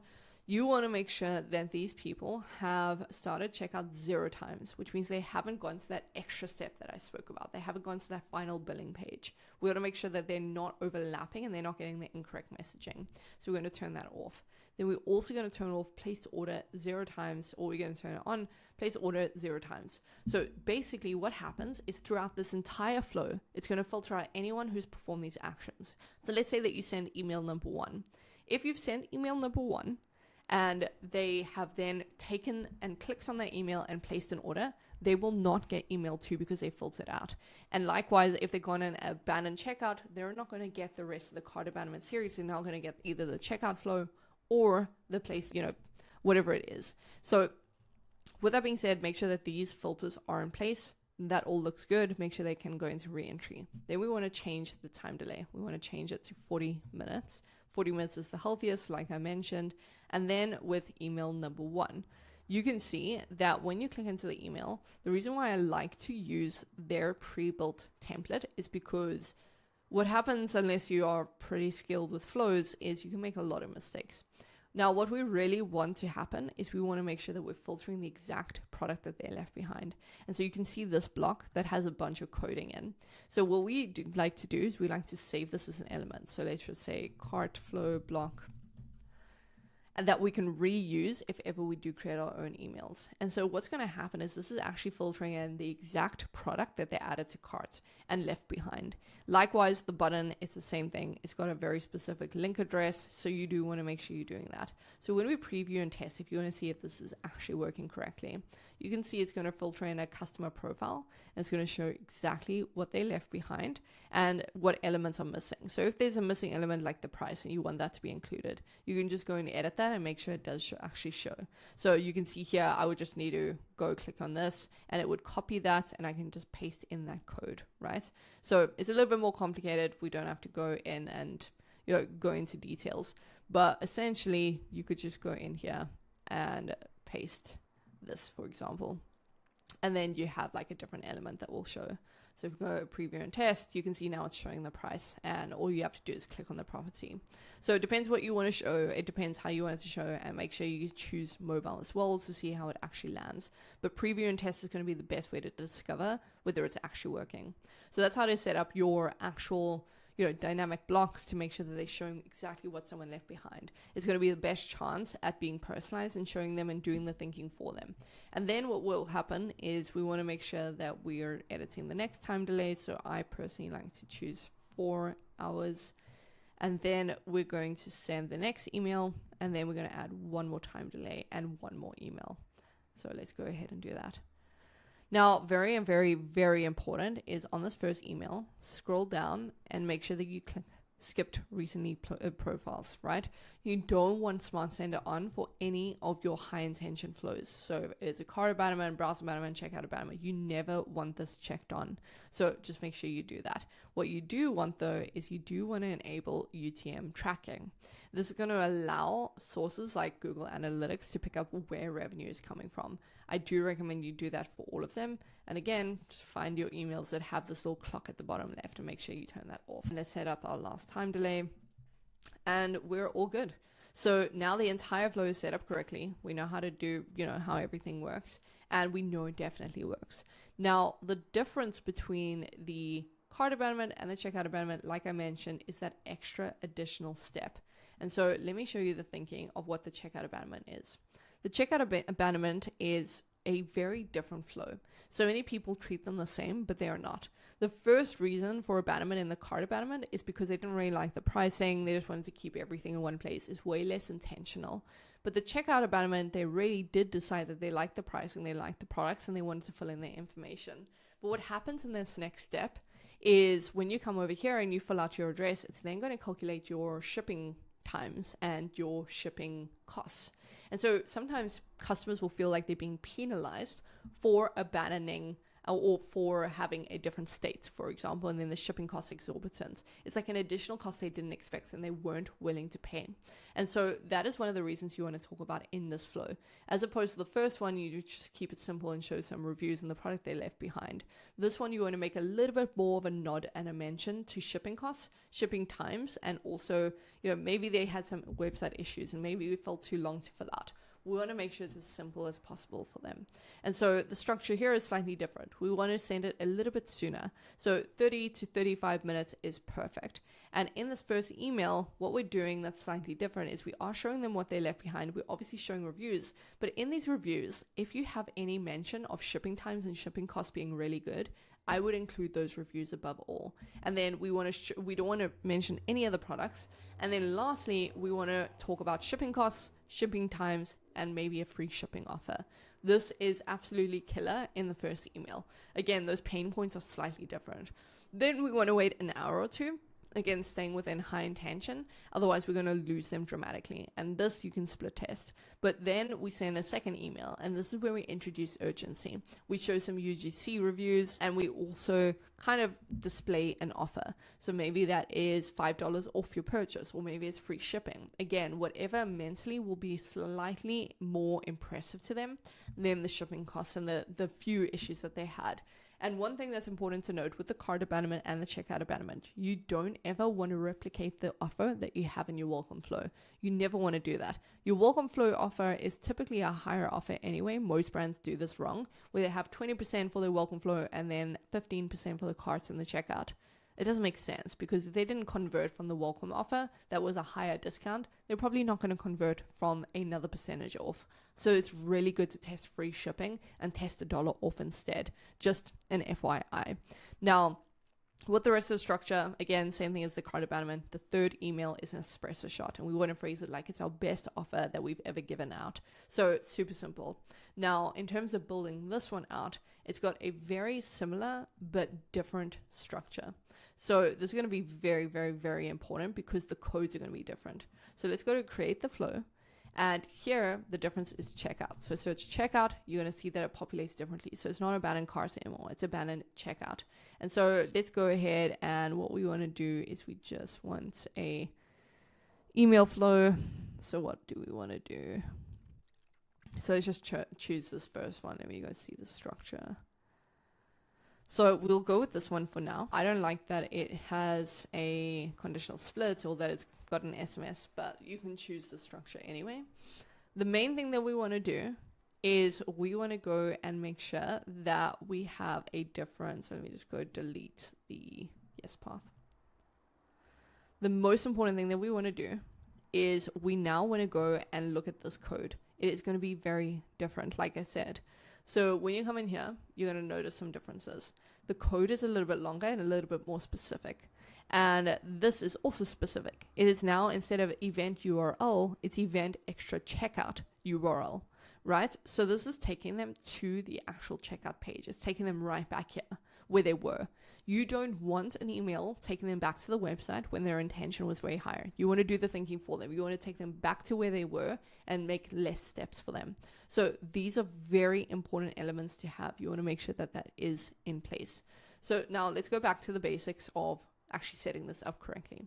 So let's click on here, and we want to allow re-entry. We're going to change it to a 14-day period. Okay. And then if we take a look at the profile filters, you need to make sure that it is placed order 0 times since starting the flow, right? There's not too much else to add in here. That's really perfectly fine. Then you want to come in here. You want to wait, let's say 30 minutes. 30 minutes to match the intention. We send that first email out. Then we're going to wait about 2 hours. Send the next email out, and then we're going to add another time delay. And we're going to add our next email. Now this time delay, we're going to make a day. And don't forget that on all of your emails, like I said, turn off smart sending. So you want to have that ticked off.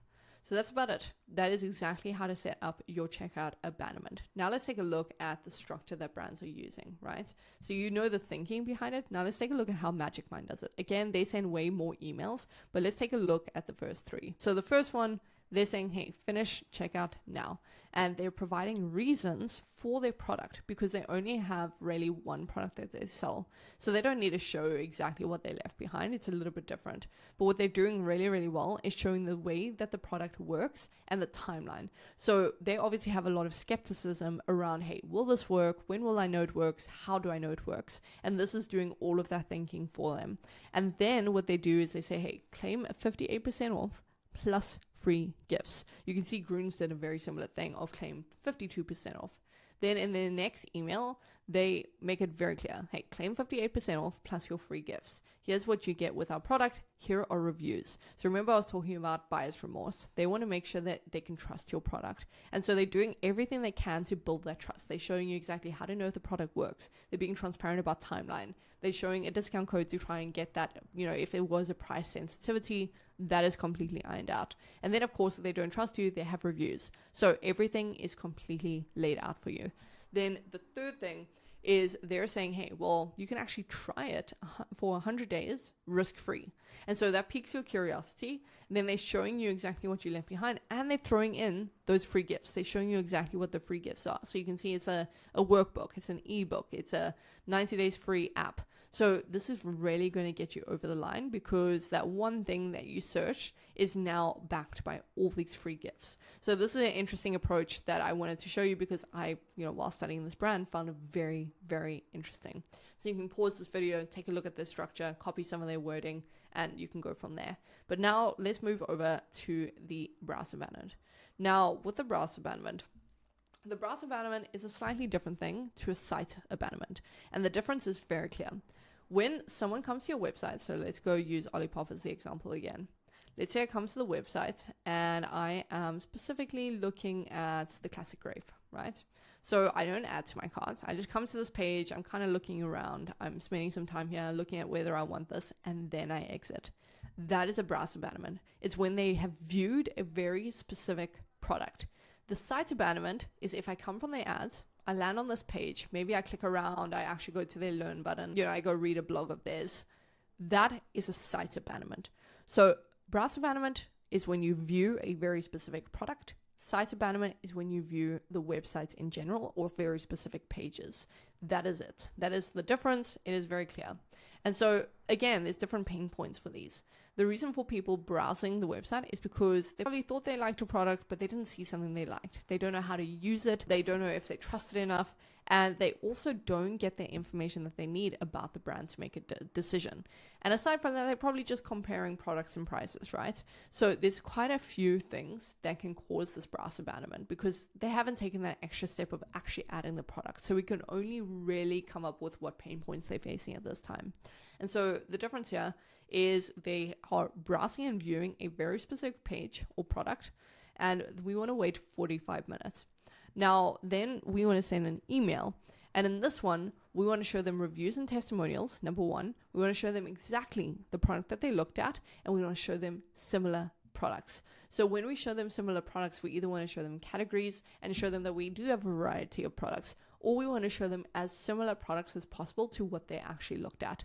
Then we want to wait a day. We're going to send a second email. This is where we're going to explain how our products work. So we want to do the thinking work for them. For example, if we have multiple categories, let's say that you have gummies, you also have sleep products, and you also have something else. Or you're a jewelry brand, and you have bracelets, you have necklaces, and you have rings. We want to explain all of those categories and, for example, explain who it's for. If you're a clothing brand, think about it the same way. You have pants, you have shirts, you have maybe male and female categories. You want to make sure you're talking about who those are for. Do the thinking for them. Show them reviews. Show them the different categories. And if it's a wellness brand, show them a dosage guide so that they understand how to use the products. And then in the last email, you want to set this up as a temptation email. If all of those pain points were not enough, then you want to test an offer. Offer something like 15% off, a little bit less than the walk and flow works, or $1 off works really well as well. And you can say, hey, going to be honest, this is kind of our blatant bluff, or our blatant bribe rather, to try and get you over the line. So this works incredibly, incredibly well. Now, the way that some of the brands do it is pretty simple. They're just showing, hey, we know you're still thinking about it, right? And so you can return to the product. Here is why people love it. So these are some reviews, and then they're showing what other products they might like based on the product they looked at. And we want to send them to similar products. The second one is trying to explain the way the products sound. So, hey, if you're this person, you're an overthinker, you're a restless night sleeper, or you're the go-getter, because we're trying to find our common demographics and find their pain points. We're then targeting that. We're saying, hey, if you're this, you need this, and this is the product for you. Recommending products for them, like almost diagnosing it for them, so they don't have to do the thinking work, especially if you're a wellness brand. You want to do the thinking for them. And then we go and we say, hey, if you're a beginner, if you're an intermediate, or if you're an advanced, these are the different ways you can do it. So you can do the same thing. You can apply the same thinking. The third email is, hey, your $15 off is waiting. This is the code. This is the reviews, nothing else. Super short, super simple email. That's the structure. So let's go and build it out. Now, when we go into the structure, again, you can use one of their templates. So let's go here. And we're going to search browse. So with browse, you can choose whether you just want the standard one. I'm going to go with the standard one instead of SMS as well, just to show you an example. We're going to come in here. And here's where you need the most amount of filters. So pay attention. You want to come here, you want to allow re-entry. I would say 30 days is perfect. And here is where you want to add some filters. Now, be careful because their standard flow excludes one filter. You want to add checkout started 0 times, place order 0 times, and you also want to make sure that added to cart is here. So let's say added to cart 0 times since starting the flow. Now it's correct. So just be careful of that because they do exclude that. You want to make sure that anyone that added to cart also won't get overlap of flows. Otherwise, what's going to happen if you don't have these filters is, let's say that I am browsing and maybe like a day later I go ahead and, or not even, I browse and then an hour later I go and add something to my cart and then an hour later I go to the checkout. The issue is that I'm then going to get 3 different flows if I don't have those filters in place. So make sure that is in place. So with that, we're going to change this time delay to just about an hour. And we're going to send that first email. Then you're going to add the time delay. Make sure that Smart Sender is off. Going to add that time delay. The time delay, we're going to add a day. So you can see it's way less intense. It's way less pushy. We just want to actually try and convince them on why the brand is good. So then we want to add another time delay. This is going to be the last email in this flow. Sometimes you can just stop at 2, so it's completely your choice whether you add, but that is the correct structure. Now, the difference between this and the site abandonment is pretty clear. That is when they view a very specific product. And so let's actually go back to that one. So let's go to browse. So when we click on this, right, there's going to be a different code again. And it's going to show exactly what they looked at, and then it's going to go and suggest some things. So let's go into the edit. So this is going to be a different code to the cart abandonment and the checkout abandonment. So you can see that it's just taking you back to the exact page that you looked at, and it's a different code again. So that's why it is sometimes important to just use the template, save these as elements. I like to personally go and create a universal element, which means that I can then access it in any email. I can go to universal, and I can then go and drag and drop this cart abandonment block in here. So you can see it's super simple. So that's all good. That's the browse abandonment. Now, the difference between this and the site abandonment is clear. So when we set up the site abandonment, which I'll show you shortly, there is something very specifically different about it, right? And the difference is that they have now not even gone as far as looking at different products. They kind of landed on the website, maybe through ads, maybe it was a general ad without leading to an actual product. They're not just sitting on the website. They kind of browse through, is there something I like? Do I like the look of the brand? Do I feel like they're trustworthy? Yes, no, make my decision, and then leave. And so this is very, very different. And we do want to make sure we're kind of talking about the same content, right? So you can see the way that this brand does it. Instead of showing dynamic content, you can populate some of your best sellers. You can showcase some of your category sections. And then you can go ahead and send a plain text email. And then you can go ahead and obviously send and show them different products. So you can say, hey, you may like some of these. So there are very specific ways to do it. Now with the site abandonment, this is kind of a quick one to set up. You can pretty much duplicate your browse abandonment because they are pretty similar. Just this time, you don't want those codes in place. And so let's go see if they do have, so they don't actually have a site abandonment for me. So I'm going to say abandon. And so the difference here is that we're going to make it a metric trigger. So it will be a metric trigger, and we're going to say active on site. Okay, we're going to allow re-entry. I'm going to say 15 days. And here is where you add in all those same profile filters as before. So here you're going to say what someone has done, viewed product 0 times. So let's say 0 times since starting the flow. That's the main difference. And then what someone has done is placed order 0 times since starting the flow, and someone has done cart 0 times since starting the flow, and then the last one is the checkout. So this one has the most filters because you have to add in the viewed product as well since starting the flow. Perfect. And then we're just going to set it up the exact same way. We're going to confirm and save. It has now got that metric filter. And a metric is just an action they perform on the site that maybe Shopify doesn't have like a metric for, right? So here we want to add that time delay. This one we can make a little bit longer since they were a little bit less intentional. So let's just say 1 hour and 20 minutes we'll send this out. Perfect. Then we're going to send out the first email. This one you can just keep to 2 emails instead. Time delay, 1 day. We're going to skip this email. And this one I would make a plain text email or something to that degree. And then your site abandonment is completely set up. Perfect. Now it's going to get a little bit more complicated because it is now the win-back flow. The win-back flow is slightly different, right? The way that the win-back flow works is basically people that have placed an order with you once before, especially if you're a repeat or replenishable brand. So let's say you're a wellness brand, or let's say that you are a jewelry brand and they've bought a necklace from you before, but they've never bought another product. This flow is so important to try and get them back as a repeat customer, right? Our post-purchase should make sure it does all of that work for us, but there's going to be a natural lapse, right? And there's some main reasons why people don't become a repeat purchaser, or at least were a repeat purchaser and stop buying from us.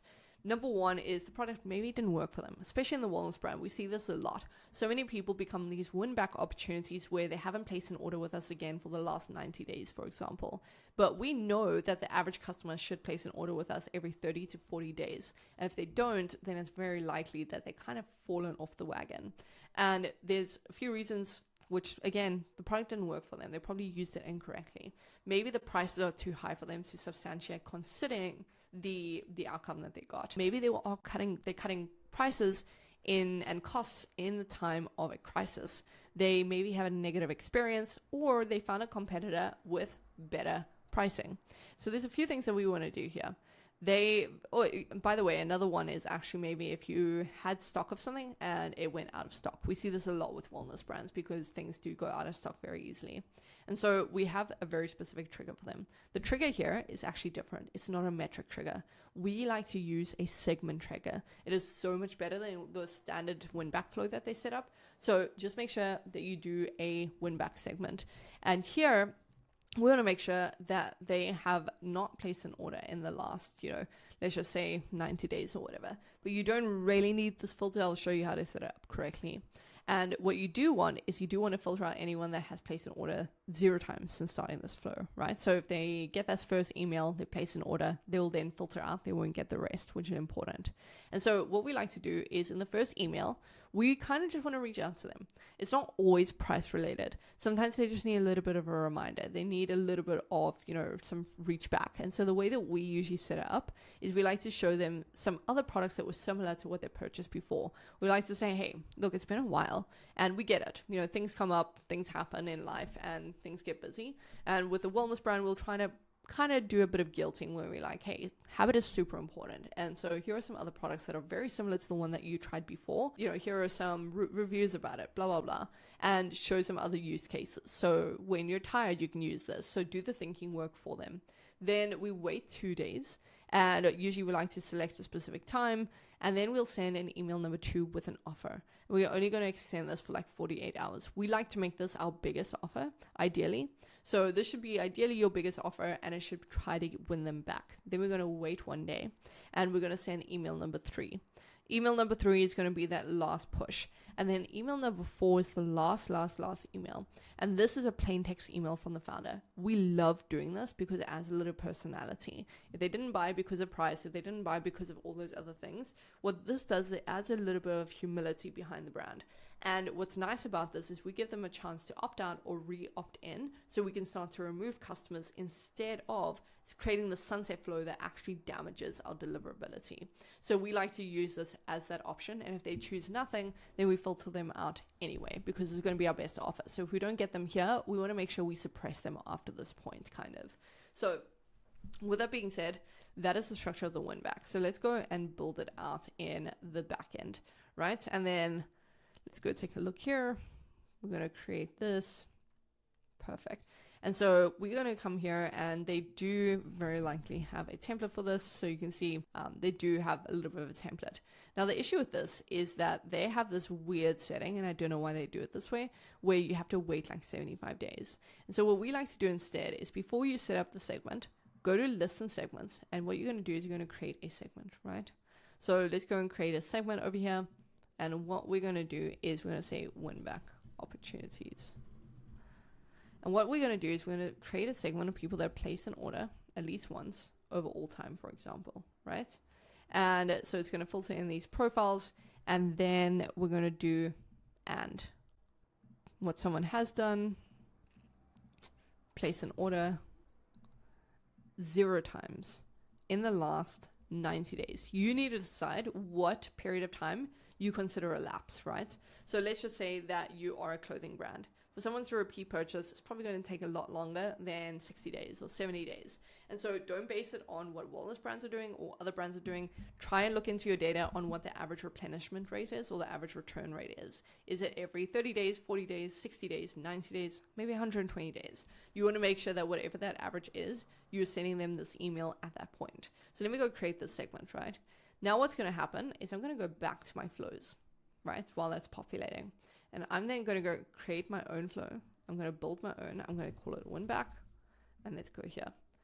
And what's going to happen is I'm going to make it that if anyone has been added to a specific list, okay, and I'm going to make sure that I choose the list that I just created. So it might take a little bit of time, but you do want to make sure you choose that specific list, right?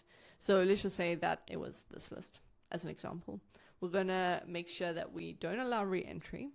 And we're going to add in this profile filter, which is that anyone that has placed an order 0 times since starting the flow. So only people that have actually not placed an order will come in through the entire flow, right? So this is just an example, but as it populates, you'll see that segment pop up and you'll choose that as the trigger. And then what you're going to do is you are going to add a time delay. So what I like to do is I will make sure that I add a day, and then I want to send it at my best sending time. So usually we see the most conversions for a lot of our brands in the evening at like an off time. So let's just say 7:17 p.m. Eastern. That is where we see the most conversions. I'm going to make sure that I optimize for that, and that's going to be my first email, right? Then we're going to do the exact same thing. Add the time delay. We're going to turn off smart sending because we really want to make sure they get this. Add a time delay. And then we're going to go ahead and send the next email. This is going to be the reminder email. Time delay. Next email. And then let's go and add the last time delay. And then the email. And what we like to do is at this point, we like to make sure that they're actually getting a little bit of a property update. So I like to add this. And in this, I like to add a property tag where, for example, let's see what I want to do. Let's create a new property. We're going to add it as text, win back. We're going to make it win back not, for example. So what's going to happen is anyone that exits out of this and has not placed an order is now going to get this tag on their profile, and then we can create a segment of anyone that has this tag of, you know, they've never engaged with an email, they exited out of this flow and they still didn't place an order. We can segment them into a suppress list, and it will continuously suppress those people. So we do like to add a property tag just to make it clear that these people have not converted. We don't want to keep them in our funnel. It's just going to take billing, you know, it's going to increase our pricing of billing, and it's going to ruin our deliverability because they're not even engaging. So with that being said, that's exactly how to set up the win back flow and sequence. Super simple. Next one is actually the post-purchase. So post-purchase, I have a completely different video about. I like to go into detail about this because it's one of the most underrated and most intricate forms or flows that you should have. And so what I've done is I'm going to link that video here somewhere on the screen, and I'll show you exactly how to build it out in detail. For now though, you can pause the video and look at the structure. The way that we do a post-purchase flow, and the intention of the post-purchase flow, is to try and get increase in AOV, repeat customers, and also try to get them onto a subscription service if we have that. And so what we treat the post-purchase flow is, or as I suppose, is increasing those metrics, trying to push them to subscriptions, and also trying to get reviews from them. So we like to encompass everything. What will happen with most brands is they create multiple segments for all of that. They create a VIP flow, then they create a hey, thanks for purchasing, then they create a reorder reminder, cross-sell flow. All of that is just noise. building it into one encompassing flow is one of the most powerful things that you can do. And so what we do is when someone has purchased a product and they've only purchased it once, we send them a, hey, thank you for ordering. This is an email from the founder, like genuinely just personally thanking you. Over the next few days, I really want you to pay attention to your emails. This is what's going to be happening, blah, blah, blah. So that's exactly what happens. Then if it's a wellness brand or whatever it is, we're then sending them, hey, how to use your product correctly in the next coming days when you get your order. Here's exactly how to use it. So dosage guides, use cases. Let's say that you've sent them clothing. We want to show them how to style that specific piece of clothing that they tried on, or that specific category of clothing.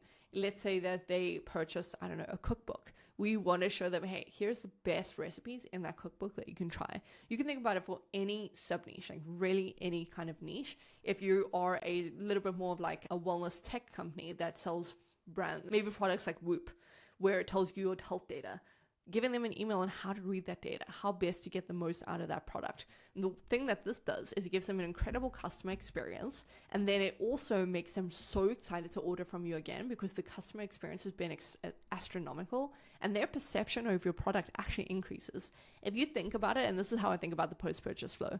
Let's say you walk into a restaurant, you sit down, and you only get greeted, a little bit late, and they take a while to bring your first drink order. They take a while to ask for your food order, and then you order your food and they take a really long time to bring your food.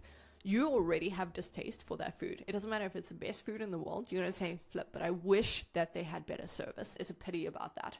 And it leaves a sour taste in your mouth, and you're not going to recommend it to people because that food wasn't good enough to recommend it. Whereas if you think about your favorite experience, your favorite restaurant, a lot of that is actually because of the service delivery. It was the way that you were greeted. It was the quick work to find out what you wanted. Even if you had a bad meal, if they suddenly gave you a free meal on top of that, you suddenly have a better perception of them, and you have benefit of the doubt. You say, yeah, that didn't, it wasn't the best meal, but actually it was such incredible service. I feel like they just had an off night. So it's like this different narrative that's being built in their brain, that if they get exceptional customer service about the product that they purchase, they're probably going to purchase from you again or recommend you. So there's nothing negative that can come out of this post-purchase flow. Then what we like to do is we like to wait a period of time until they've used that product completely. So let's say that it takes 21 days to use up the product from the time they receive it, or 30 days to use the product, and then we usually see reorders. We then want to give them a reminder to reorder, and we actually want to upsell them and cross-sell them. So not only are we going to say, hey, you ordered this product, but did you know we had a higher milligram of that product? And by the way, we also have these other products that go really well with it. So now you're increasing AOV, and you're also increasing the repeat purchase rate because they are being reminded that they should probably place an order again. So even like a little throw in about how important habit is, how important it is to have this other piece along with their clothing that they bought, whatever it is.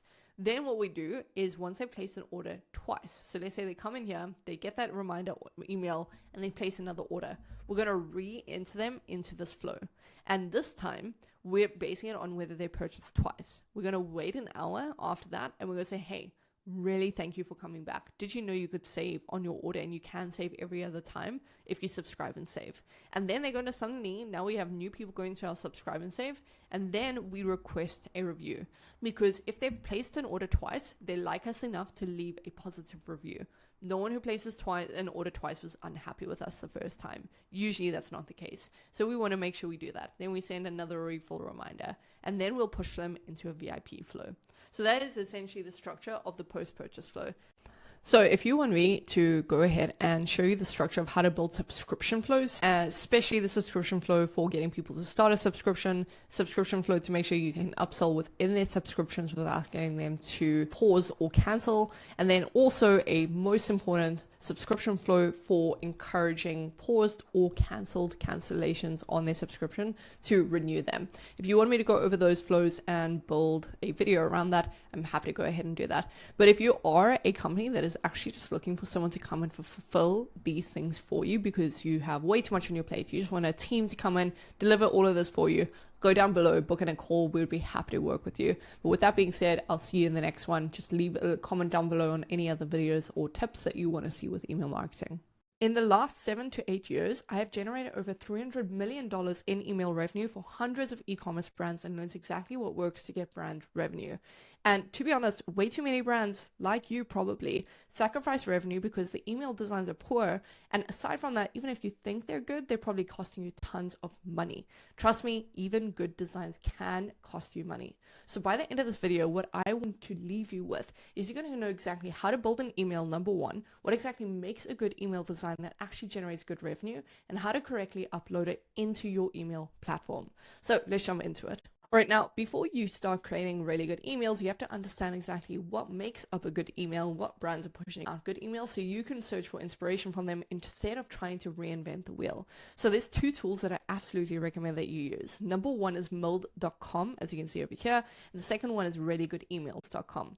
Now, the purpose of both ththese tools is essentially to find inspiration across the industry instead of you having to subscribe to tons of different brands. And so I have specifically pulled up the best brands for you to subscribe to that continuously put out really good emails and are across the board in multiple industries. So go ahead, pause this video, subscribe to all of these brands on these tools.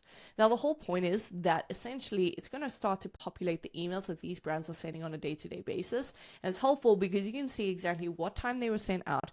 You can click on it, see the subject line, you can see the preview text, and then overall, the most important thing is you can see what other brands are pushing out in terms of design continuously. And trust me, all of these are incredible emails that probably generate thousands and thousands of dollars in revenue. Now, I've compiled some of the best ones to give you an idea of what makes them great emails. So for example, one of my favorite brands in the supplement industry, which is an industry that we primarily work with in our agency, is Heights. Now, Heights is incredible because they simplify email marketing and they do everything correctly. So for example, what they do really well is in every single email, they follow a formula that you're going to see continuously repeated amongst every single brand. And essentially it follows like this. They know very well that the first 5 seconds of an email is the most important. And so what you can see is in these first 5 seconds of opening up, they immediately have their logo, which doesn't take up too much space. A lot of mistakes that brands make is they keep this as a separate logo section.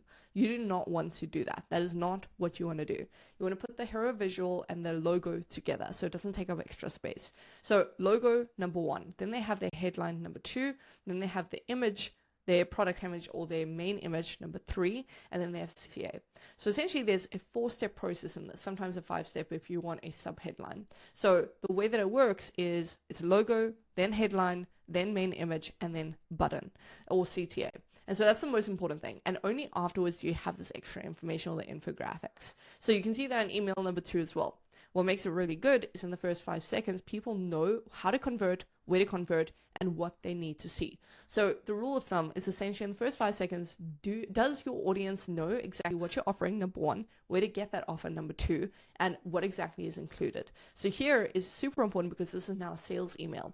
Again, you can see how they shorten this even more. So first 3 seconds, you essentially have that same formula. It's their logo, number one, then their headline, number two, and this is where the extra step comes in, is they're giving additional information like the code as step number 3. So this is step number 1, step number 2, step number 3, and step number 4 is the CTA, and then it is the image of their product. So every single time you're going to see this formula repeated. You don't want massive amounts of text. You don't want to wait until the CTA is shown. You want in the first 5 seconds all 5 or 4 of these elements to show up immediately, and that is what differentiates a really good design.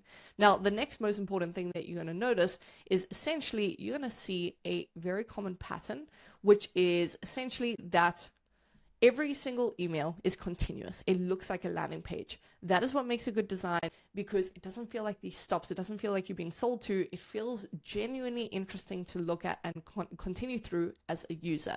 So you'll see this continuously where everything feels like this continuous landing page design. And then the other element of it is there's not too much text. All of the text is easily digestible and it's put into an infographic. Huge mistake that brands make is they overcomplicate the design, they overcomplicate it with too much copy, and then it ruins the entire process for the user. They need to very quickly understand what you're offering, where to get it, and how to get it. And so your focus is making sure that they're as clear as possible on that product so they want to purchase. The best way to do it is with design like this, making sure that the important elements are highlighted through copy design, which means adding different colors to that copy to add emphasis, then making sure there's not just this, word vomit. It is essentially an infographic. And then other most important is adding some reviews and some kind of information that will reiterate the point and drive home trust or trust factor. So second email does exactly that. Again, it's not this word vomit of trying to show these products. It is driving home the core elements and everything everyone would want to see. Now, another great brand to showcase is Breeze. Everyone knows Breeze in the email marketing game. They are some of the best emails, but there's a reason for it. Again, it's that formula: logo, hero text, subtext, CTA, and image, right? So first 5 seconds is, again, those 5 steps, those 5 core steps without fail. Now, the difference with them is that they simplify everything especially well. So they add some reviews when needed, and they add very little information. They usually focus on one product or a category specifically, and they're really intentional with what they send and when they send it. But now the trick with them is another element of design is actually minimalism. Some of that minimalism comes from text-only emails, which again, if you're not doing, you're losing so much money. Now, the trick here is so many people do this wrong. It is not a visual. Okay, what that means is there is no branding on this. You can see there's no bar at the bottom. There's no text saying, anything about that. There's no colors. There's no images. It is nothing. It is literally a plain text email. You have to be doing this at least twice a week. Trust me, it's going to make a big difference to your revenue. So the way that this works is it's not only just this product highlight email. It is essentially this email that talks about personability. So it's coming from this kind of an alias at the company. He's a real person. You can see him active on LinkedIn, for example.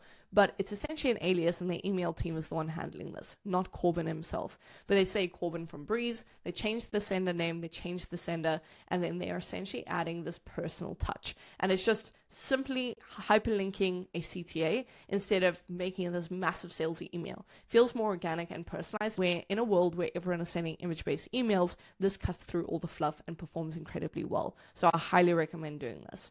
Now, another brand to take a look at is 8 Sleep. 8 Sleep is in a completely different industry to most of the brands that we work with, for example, which are mostly replenishable products like supplements, nootropics, wellness.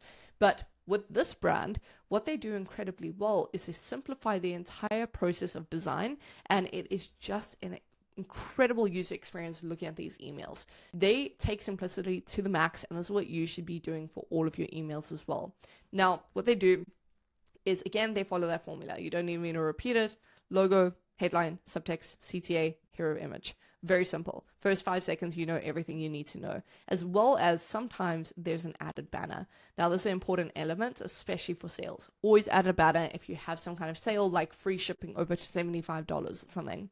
Then what they do is, again, they just simplify everything. They talk about, hey, here's how to get more deep sleep. And so this brings me to my next topic of what really good emails consist of. Now, a big mistake is that people think you have to continuously send sales emails, which is absolutely incorrect. There's definitely different types. So you obviously get your sales emails or your promo emails. Then you also get your educational. And so this one on the left, I would consider an educational email. It doesn't seem like the core focus is to get you convert because they're giving you some value. Same as if you sell, a supplement that helps with sleep. The way that you'll do it is you'll say, hey, here is a blog on how to get the best sleep of your life, or how to consistently get 8 hours of deep sleep. And so what you're going to do is you're just going to break it down into a very digestible email. And as one of the solutions to getting better sleep, you just hyperlink it as your product. And so it doesn't seem salesy, but it absolutely is. And that's an educational email. Then you can do some personalized emails, which are basically text only emails. And then you obviously get your other elements of blog-based emails. You can get some other upsell, cross-sell, and then obviously cultural emails. So you get tons of different kinds of emails. You don't always have to send sales-based. But I recommend looking at the way that 8 Sleep does the emails. And then another great one in terms of design and experience, and an email that as a customer I want to open and look at, is Umra. So 100% go subscribe to these brands, but these are incredible emails. Now, to take it a step further, I wanted to show you some bad emails in comparison to well-designed emails. And I'm going to talk about why that is. So for example, we went and found New Balance's email, and we thought that it was pretty bad. So my team actually went ahead and redesigned it. Now, the reason it's bad is because, number one, there's no consistency, there's no continuous design here. It's just a bad user experience, and the CTA comes way too low. So what we did is we rebuilt it like this, and you can see all of the elements, you can see how we rebuilt it. But essentially, what we did is we followed that formula. Logo, then the hero visual, and then the CTA. So in the first 5 seconds, they know exactly what we're onto and what we're talking about. And we also display the shoes a little bit better. Over here, yes, we want to trust that people are wearing them, but overall, we're trying to push the shoes. And so we wanted to highlight the shoes in a really high graphic where they can specifically see the style of the shoes themselves. Then we break it down. So again, low down, they kind of have this terrible design structure where there's so much white space, it's not a good user experience, there's no CTAs. So how are you going to click onto the product itself? So we broke it down way simpler. We said for men's and women's, and we showed the best selling shoes in a higher graphic style and consistent style. Here, I mean, there's no point in showing the shoe because you can't even see the design. So we wanted to fix that. We added this, we showed exactly what the discount was on each product based on the website sales, and then we also just broke it down based on category. And then after all, we just summarized the entire email. So this is, in my opinion, a way better email in comparison to a bad email. And then another example is My Protein. Again, just not a great email. They do follow a little bit more of the better design, and everything is a bit better here. The issue being that, again, everything is not flowing. It doesn't show the products as well as it could. It doesn't highlight the products as well as it could. And also, everything is a bit smaller than it should be. We really want to highlight and drive home every detail of the sale. And so we broke that down here. We removed this unnecessary clutter at the top, and then we essentially broke it down in this way. We added a reviews section, which is missing over here, and then we also just added an additional section. So everything continuously flows. Like I said, it looks like a landing page. It is way more enjoyable, and this by far gets way more conversions. Now, another reason for that, which is a small added detail, is this CTA is kind of hidden, blends in with the rest of the text. So what we did is we changed it up, we made it a little bit more clear. Now, here are some few other elements. You can see very clearly what the differences are and why it's better. This is way too cluttered. This is what a lot of brands do as a mistake. And then instead, we just added way more clarity to the email. Another one is Uggs. I think their emails are just terrible, and they probably fire their team and hire us if they wanted better emails. But essentially, this is just a terrible breakdown. So we took everything, we took all the elements, boosted it up, showed real people wearing the products, and you can see it highlighted better, showing other visuals, just overall way better design. And here are a few more. So I could go on for days about how to build a better email, but hopefully this gives you a really good idea. And again, to drive home the example of, best practices, this is essentially what it is. It is your logo, hero visual, CTA, body text, and then you can show some additional sections. And then for plain text, very simple. Just look at the way this is done. It is a plain text email. There's no visuals, there's no images. So this is the best way to actually go ahead and build out emails. You know how to identify a bad email, you know how to identify a good one, and you know the core elements. So let's build an email together so we know exactly how to do that. Now, what I want to do is I want to rebuild a Whoop email. Now, the way I'm going to do this is we've already done a redesign. I'm going to show you how we did it. But this is a really bad email, in my opinion. This is what their existing email was. It's very, kind of lackluster. And so we want to rebuild this. Now, the way that we're going to do this is I've already grabbed all the elements from their website, and we're just going to rebuild it together. Now, to start, I want you to follow along so that you can learn, you can try, and you can see what we're doing. Now, first things first is when you open up and you start to build an email design, we want to start with the main element, which is a rectangle. So for shortcut, press R on your keyboard, and you want to drag this down. You want to just basically create a framework, right? So we want to resize this to 700 as best practice. And, height doesn't really matter right now. And what I want to do is I am personally going to frame this. So anything in this frame is now going to become this one section, this one email. And what we want to do is I like to base it around the hero visual that we want to make it. So the whole design does kind of gauge and bear weight on the hero visual. So here's what I'm going to do. I'm going to put this over here, and I am going to make sure that as I go along, everything is falling under the right area and that I'm naming them.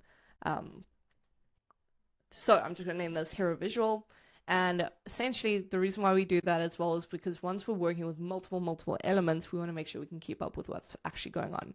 Now, I'm going to create another rectangle, and I'm going to put it on top of here. And so what we're going to do here is hero section. All right. And what we want to do is we want to, again, make sure we're following best practice and making sure that it follows on from this hero visual. And so the way that we're going to do this is we're going to add a gradient. Best way for you to add a gradient is you open up the color scheme and you click on gradient here. And what I want to do is I want to make sure that the gradient is horizontal and not linear. So we're just going to flip it like this. All right. And I'm going to click on here and I'm going to grab this color over here. And then I'm also going to grab this color over here. All right. And so it's not going to look absolutely perfect, but as time goes on, we will start to, manufacture it. And so you can play around with how the visual shows up. Some things that you can do is you can keep rotating. You can also add some, different appearances. So you can darken it, you can lighten it, multiply, etc., etc. So you can play around until you get your correct gradient. For now, we're going to settle on this one, and I'm going to adjust as I go. So, for example, instead of messing around here, I'm just going to adjust it here. And that is our gradient. And so it's still going to have the sharp line, but there's a trick that we can do to get rid of it. So next up is we want to add the logo. All right, so again, logo always needs to be on the hero visual. It should not take up too much space. And we're just going to essentially redesign their email here. So since we're just redesigning this email, I'm going to move it over so that we can see it a bit more clearer. And we're just going to take over the text, but obviously redesign. So first things first is starting with the headline, which is discover the power of WAP. So I'm going to press T as a shortcut. I'm going to add in my text, and then I'm going to type it over here, cover.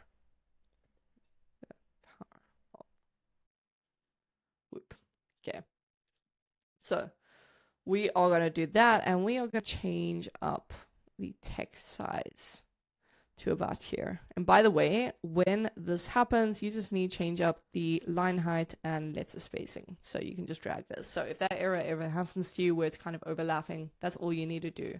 And we're going to drag it central. So I like to hold shift and drag it along, and it will show you that red line. It kind of centralizes itself. So super easy. Now we got this first part. Next part is the secondary text. Now, I've already done this on the side here, copy paste, and then we are good to go. So essentially, it will look something like this, right? So I'll probably adjust the sizes and the spacing. Let's adjust this slightly, make sure it's central. All right, cool.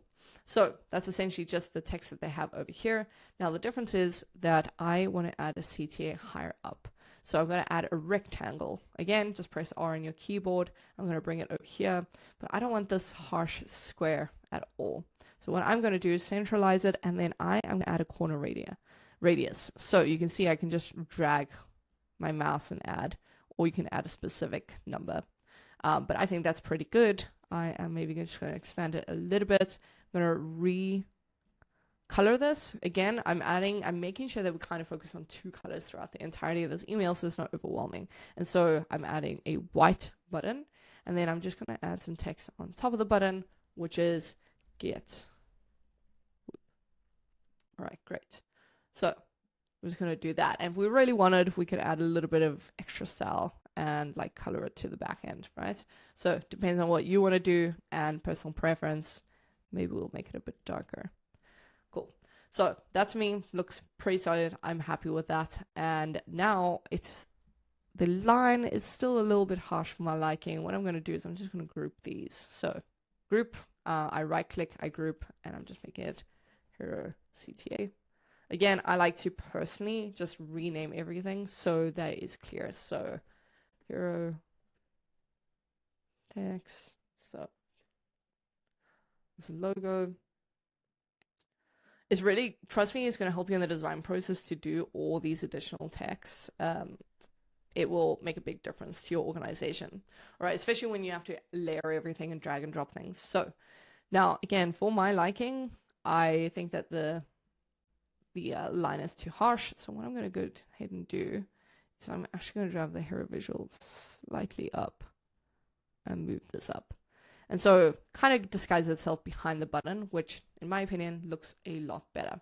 And now what we're going to do is we're going to make the overall background of the frame we're going to make it white, just for that consistency, like I said. All right, now, this looks pretty decent. It's a lot better already. It's like this continuous design. As a user, I find this way more engaging. I can see, and I'm kind of curious about the image because it's showing the WAP's age or the WHOOP's age. And so this drives a lot more curiosity. I'm already engaging, and as a flow through, I actually want to read through. But now we've got this really annoying section where it's like showing me all the features of the product, but I kind of don't want to read through that. It's a little bit overwhelming as a user journey. So what I want to do is I want to add this element of the product. I'm just going to add it around here. And what I want to do is I want to turn this information into an infographic so it's way easier to digest. And so what I'm going to do is I'm going to add that infographic. So the image that I want, the product image, and I'm going to press L for line. And so essentially what I'm going to do is I'm going to draw a line over here. And what I want to do is I want to make it dotted. So I'm going to make this a heavier weight. And I click here and I'm going to make it a dotted line. So it's going to be dashed. And then I also want to make the endpoint a circle arrow. All right. It's kind of like this typical infographic style. And let me make sure that this is central. Great. And what I'm going to do is I am going to add this information. So unparalleled battery life or updated sensory. So I'm just going to move this over here. So I've already copy pasted on the side here. And I'm essentially just going to do the same process. I'm going to add these lines, which I've done already. So to save you time, I'm just going to go ahead and do this. All right. And then the information.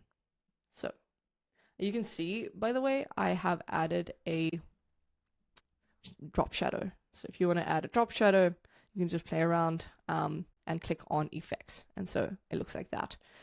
So all of that looks good. I might want to extend this slightly, move this slightly down so it's not on top of each other. Now that looks way more digestible as a user journey. And now I want to add another subsection. So memberships for you. Great. And again, just changing the sizing. So we want to make it similar to the hero visual that we had earlier. All right, memberships for you. So now we're going into a new section. And again, this is, it takes up a lot of space, especially if you're on mobile. So we're not going to make major changes, but what we are going to do is we're just going to make it a little bit easier to digest. So we're just going to go ahead and add this image. We're going to go here, add this, and instead we're going to kind of layer it like this. So a bit of an alternating effect, right? So that's essentially what we're going to do. And then instead, what we want to do is we want to go and add these elements. So again, just add the button with the rectangle, and we're just going to add these elements instead. Now for my liking, this is a bit too close to the hero. I'm going to move this down. Great. So that looks good to me. And again, I'm just taking all the elements from the left here and making sure that the spacing is correct. All right.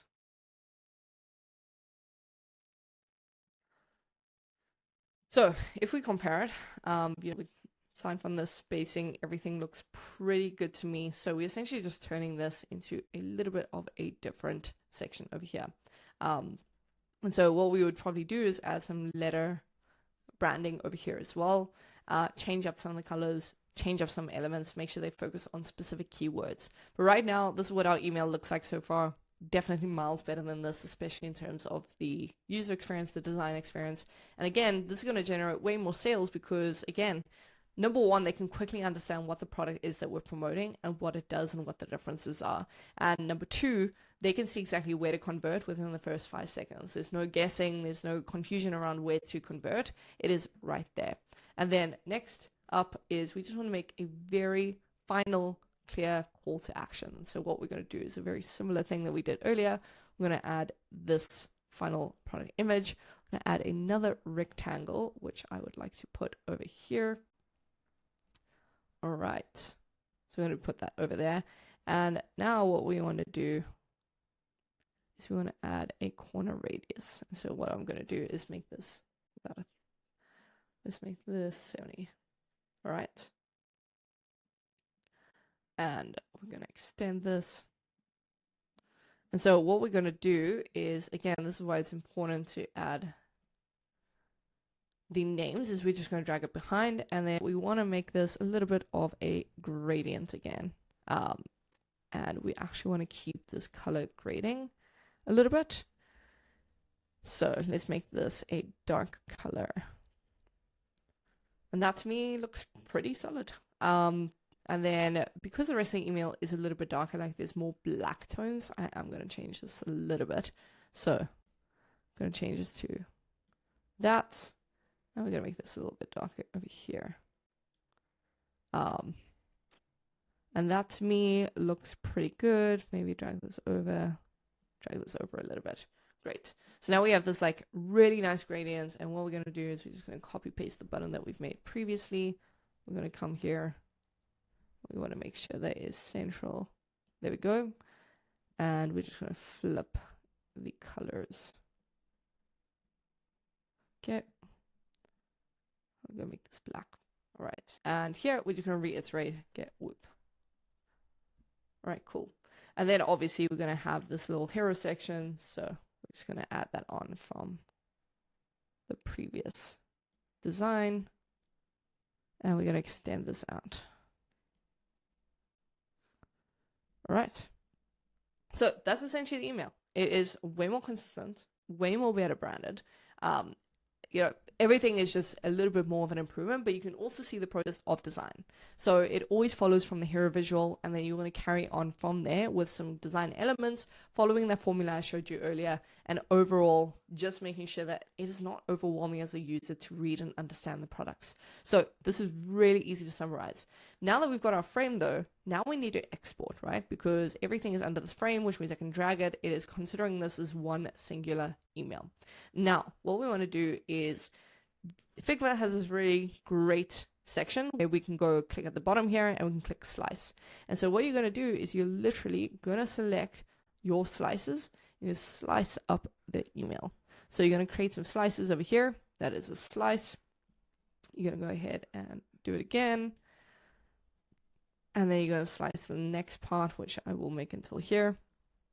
And then you're going to slice the next one until here. And then so on. You want to do this for the rest of the email. So essentially, now you have these slices. So, you know, you've got slice 1, 2, 3, and 4. And so what we want to do is we want to go and select them, and we're going to export them. You want to export them as a PNG, and essentially it's literally just going to export these as images. So we're going to export these, and then we're going to go over to Klaviyo. We're going to go create a campaign.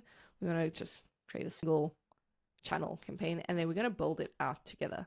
So essentially, we're going to go next. Let's just do this. Go to the next page, and then we're going to create it from scratch, just so you can see everything. And so we're going to delete all of the elements over here. Essentially, what we're going to do is we're going to go ahead and drag and drop. So super simple. I'm going to go to what we just exported, drag and drop. And we want to make sure that we actually compress them. So a lot of people think you have to compress outside of Klaviyo. Make sure you compress. It is very, very, very important to compress your files for means of loading, right? So here is slice number 1. Great. Number 2. So we're just uploading as images. There is another way to do it as well, which I'm happy to do a separate video on, is how to build these out in Klaviyo itself, which is sometimes best practice, is considered an HTML design. But essentially, let's just go ahead and do this. And there we go. You pretty much have your design, and then you'll just do your footer section as well. But this is essentially all it is. You have your design really clean, and you just want to make sure that on all of these elements, you are linking to the correct website. So Now you know exactly how to build an email, how to identify a really good performing email, and also how to recreate it so that your emails do end up generating tons of revenue for you. Now, if you're looking for a brand to go ahead and do it for you instead of you doing all of this work yourself, and you don't have the time, you don't have the resource, and let's just say you are working with an agency, you just want a better team that really pays attention to your branding, then go ahead and book in a call down below. We only work with specific brands, so obviously just fill out the form when you book in a call. We'll see if you're a good fit and we'll take it from there. But otherwise, watch the other videos, get tons of value, and I'll see you in the next one. I have personally generated over $200 million from email marketing in the last 8 years. And at Mailzy, we manage over 100 different campaigns every single week that get deployed, which means we have to be at the forefront of all of the email marketing tricks, tactics, steals, everything to do with email marketing. And with that being said, in this video, I'm going to show you exactly how to build campaigns correctly, number one. I'm going to show you exactly what ideas actually generate revenue so you don't have to waste time with ones that won't. And I'm going to show you everything in between. So by the end of the video, you're going to understand campaign sending as intimately as possible that you won't need to watch another video. So let's get into it. All right, so this is exactly why you should listen to me off the bat. First of all, we've scaled this company progressively from the about 200K per month mark to over $1.5 million in a single month over the last few months. And it hasn't taken a long time to get there. It's taken about 7 months. Now, the only reason for that is majority because of the campaigns. As you can see, the progressive incline from sales due to campaigns. And obviously this is another screenshot of the brand, and I want to show you this specifically because this is just in the last 30 days as of recording this. Today is the 25th of February, and I just wanted to take the most recent screenshot instead of showing you inflated results. Majority of the strategy is because of campaigns, so this is the only video you're going to need, like I said.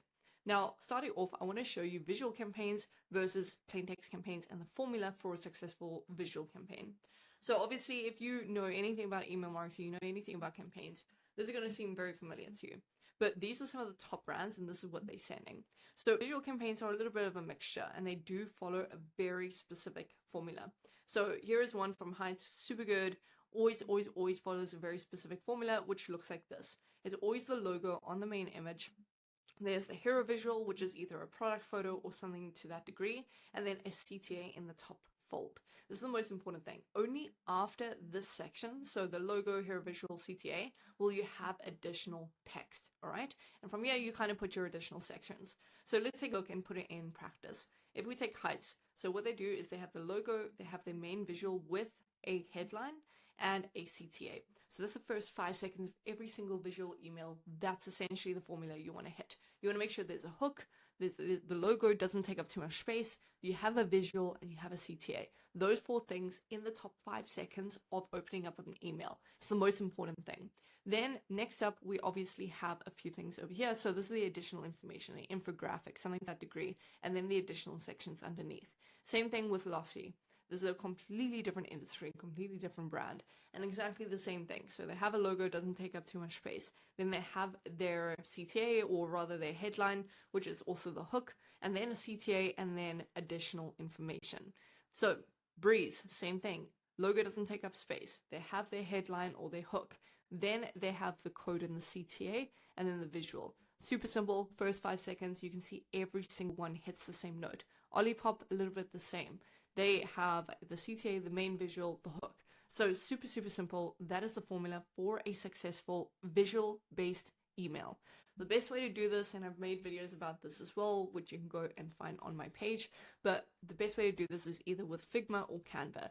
Do the designs there, or you can use the drag and drop elements, which I'm going to run through at the end of this video. Next up, we have plain text emails. Now, so many brands do not incorporate plain text emails into their marketing, and it's costing them a lot of money. This is what plain text emails look like. They're super old school. There's no branding. It doesn't look like it's coming from a company. And these perform incredibly well. These look like they're coming from an actual person at the company. So you can see the way that these have been done. This is Corbin from Breeze. They do this very often, and it performs incredibly well. This is Chris, and it sounds like an actual founder reaching out, and it's just hyperlinking the actual products instead of having buttons and anything like that. It breaks the pattern of consistently seeing high quality visual emails, which all the brands are doing. Instead of that, you're seeing plain text emails that seem personalized and don't seem salesy. Same with Magic Mind. Magic Mind is one of the best brands in the world, and they also do plain text emails. This one's a bit more lengthy. It's a bit more, science-based. You can take whatever approach you want. Here's another one from Graza.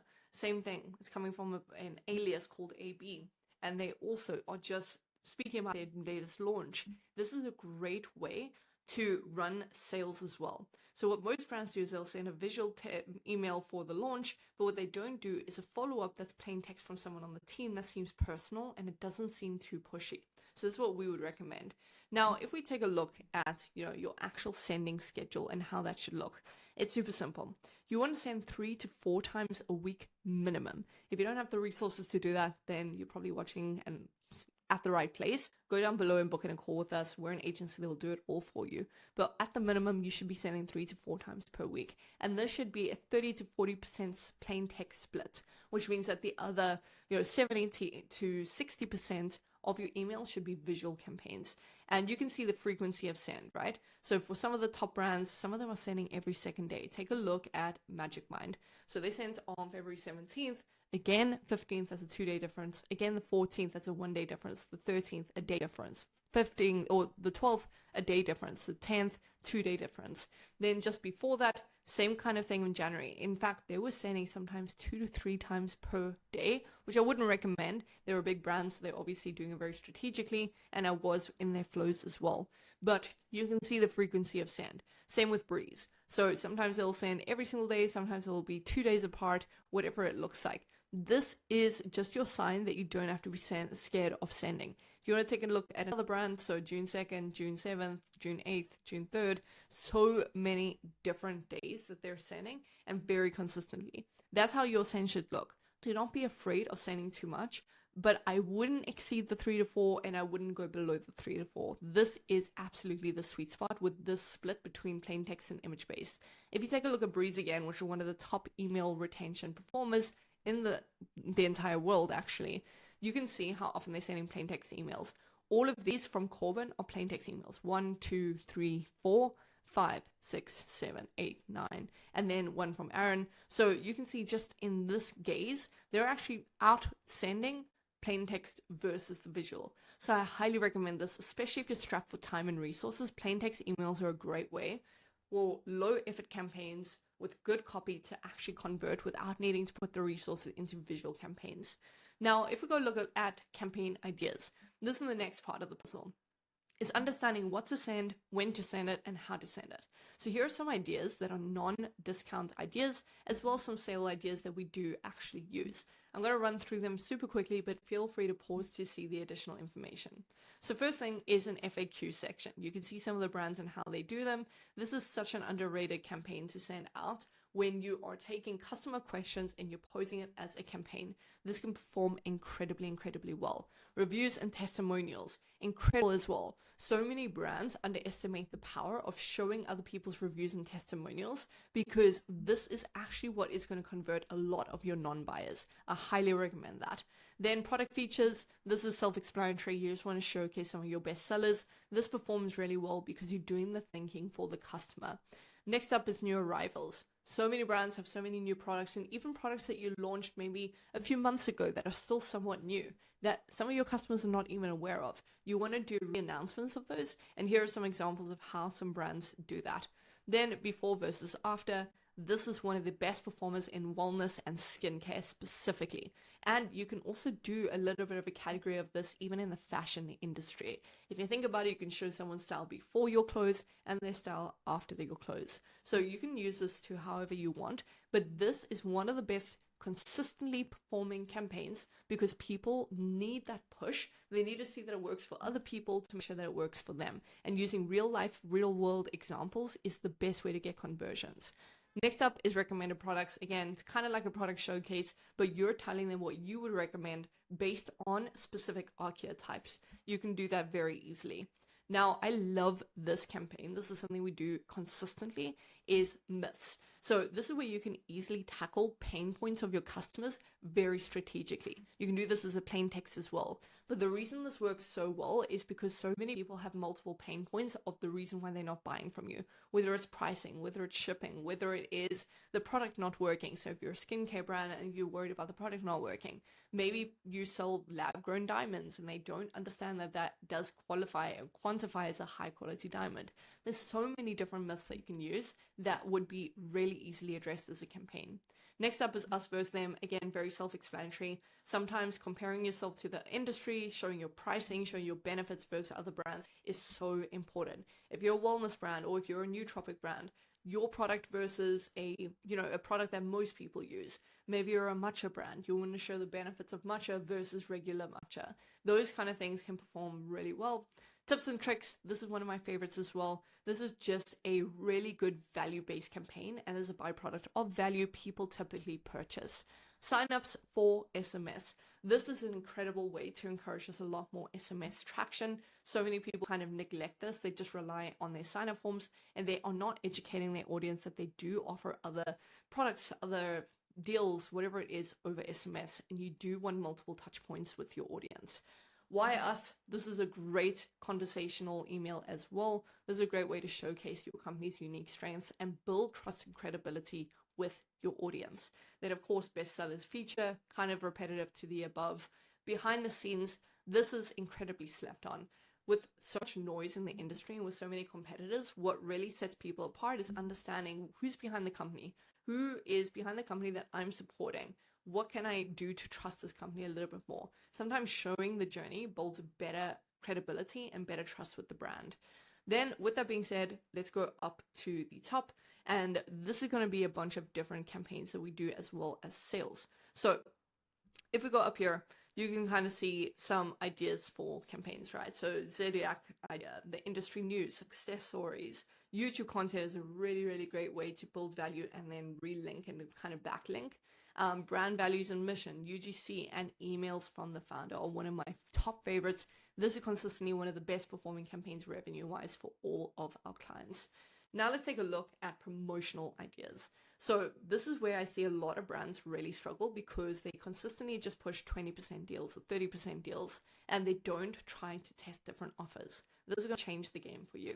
So you have a free shipping flash sale. This is incredibly valuable, especially if you do ship worldwide, because so many people feel like they are being penalized for enjoying your product because they have to pay shipping. Free shipping is such an incredible offer to run. You'll be surprised by the retention on this.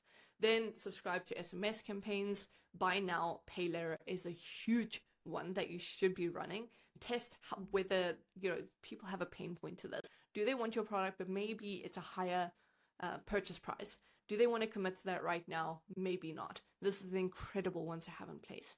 Then combos and bundles. This is self-explanatory, but this is a great way to increase your AOV and make sure that people can try multiple different products at a discount so that they were a little bit more incentivized to try those, and later on they will become repeat customers because they had a few multitude products. And if they didn't like one, they'll know what they did like. Then April Fool's Day, flash sale. This is always handy to have some kind of flash sale. Then giveaways work really, really well. Spend X, get X. This is incredible. Again, this is just a little bit of a deviation from just doing a site-wide sale. And this works really, really well for stacking products or really replenishable products. So a lot of drinks brands do this where they do a tiered sale, and it does incredibly well. For one of the drink brands we work with that I've done a case study on, this incredibly, this crushed out of the park. Then Amazon Prime Day, such a clever way to capitalize on the shopping buzz, of Amazon. And whether you're on Amazon or hosting your own flash sale, it doesn't matter. Then a standard flash sale, this is self-explanatory. Flash sales, in my opinion, perform really, really well because you don't want to give people the chance to reconsider their decision. You want to push on urgency. Flash sales do absolutely the best. Then a mystery discount. This one performs really, really well, where you force them to go to checkout and enter a code, and then only at the checkout will it be revealed. We did some split tests on this, and this performs incredibly well because they've made it all that way. If you have a preconceived idea of a deal and you don't really like it, you're never going to go to that final step. But this way, we can also ensure that they go through the cart and checkout abandonments. Then happy hour flash sale, a clearance warehouse sale. This is incredibly good, especially if you have overstock of too many items that you want to get rid of, especially in the replenishables niche. A BOGO sale, self-explanatory. Then there are some other flash sales. So SMS flash sale only is really incredible to run with your audience. Build some FOMO if they're not in the SMS list. Make sure that they have another touch point. Choose your offer. Crossword, find your discount flash sale. This one works incredibly well for engagement, getting people involved with the email, and it creates that urgency as well. Buy now, pay later flash sale and a discount ladder flash sale. Now, here are some ideas that you can just pause the video and generate some prompts with ChatGPT. So how you can just generate new ideas with ChatGPT on exactly what sales to run, how to run them, etc., etc. Pause this video, take note of these, take a screenshot, put it in ChatGPT, get it to translate it super quickly. But those are the different campaigns to actually send out, and the only ones you really need. There's a ton of different ideas you can go and make a note of. Think about how it applies to your brand. And lastly, who to actually send to. I'm not going to go into detail about this. You can pause this because I've done a video on this recently, but go ahead and pause this. These are the different segments that you should be creating. These ones being the top ones that you should be focusing on, and these are additional, especially if you have subscriptions active. This is definitely needed. But for now, you pretty much only need these. Even so, you can remove this one and only really send to the Engage 120 if you just want a consistent, repetitive strategy. But don't neglect these other segments that need a different strategy as well. Again, I've done a different video on this. I will link it in the video.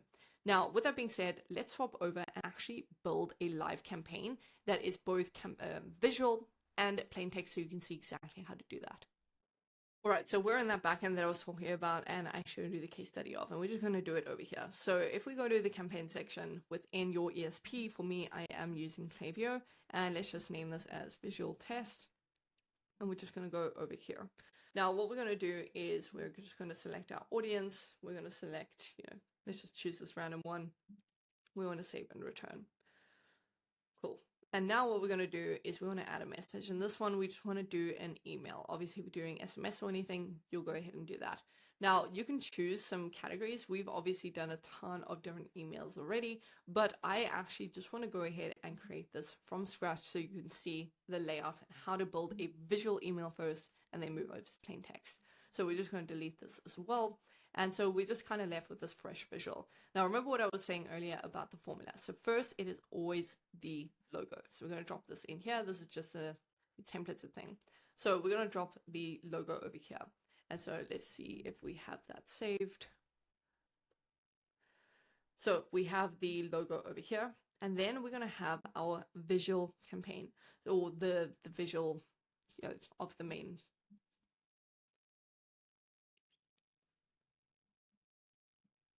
So first we're going to have our logo, and then we're going to have our hero visual. But first we want a headline, and this is going to be your hook. So hook, just going to do that. And we want this to be a little bit bigger. So we're going to go and make this about 30, right? We want to centralize that. There's going to be your hook. Then you're going to have your main visual. And then of course, the way that we wouldn't do this is if this is a discount, we'll add a coupon, but most importantly, we're going to add a button. So we're just going to do that.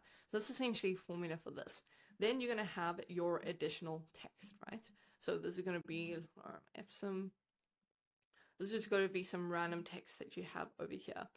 And this is going to be essentially the formula that you're going to have logo, hook, main visual, and then CTA, and then additional information. And here is where we'll put in the dynamic or the static. So let's do dynamic and let's do this, and it's going to populate 3 of them. So that's essentially just how you're going to build out your dynamic and visual campaign. Now, obviously what you can do is I've done another video where you can build this out on Canva or on Figma, and you can go and slice it and then just upload it. This is best practice, is to do it this way, where it's a drag and drop, it's kind of HTML. So this is a really good way to do it. And then of course you can add like a review section. You can do whatever you want, but this is essentially the formula for a really good campaign, a very solid campaign. So this is a way to build a visual one. Now what we want to do is we want to go ahead and we want to change this, and we want it to do a plain text. So when you want to do a plain text, you're just going to open up the section where you choose your template. You're going to click here and you're going to do edit a plain text version, right?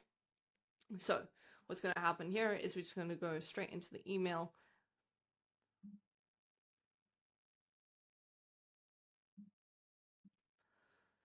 All right, so and when you go to back to the section where you're going to choose your template, what we're going to do is we're going to go here, we're going to click on this 3 dots, and we're going to say switch to text only editor.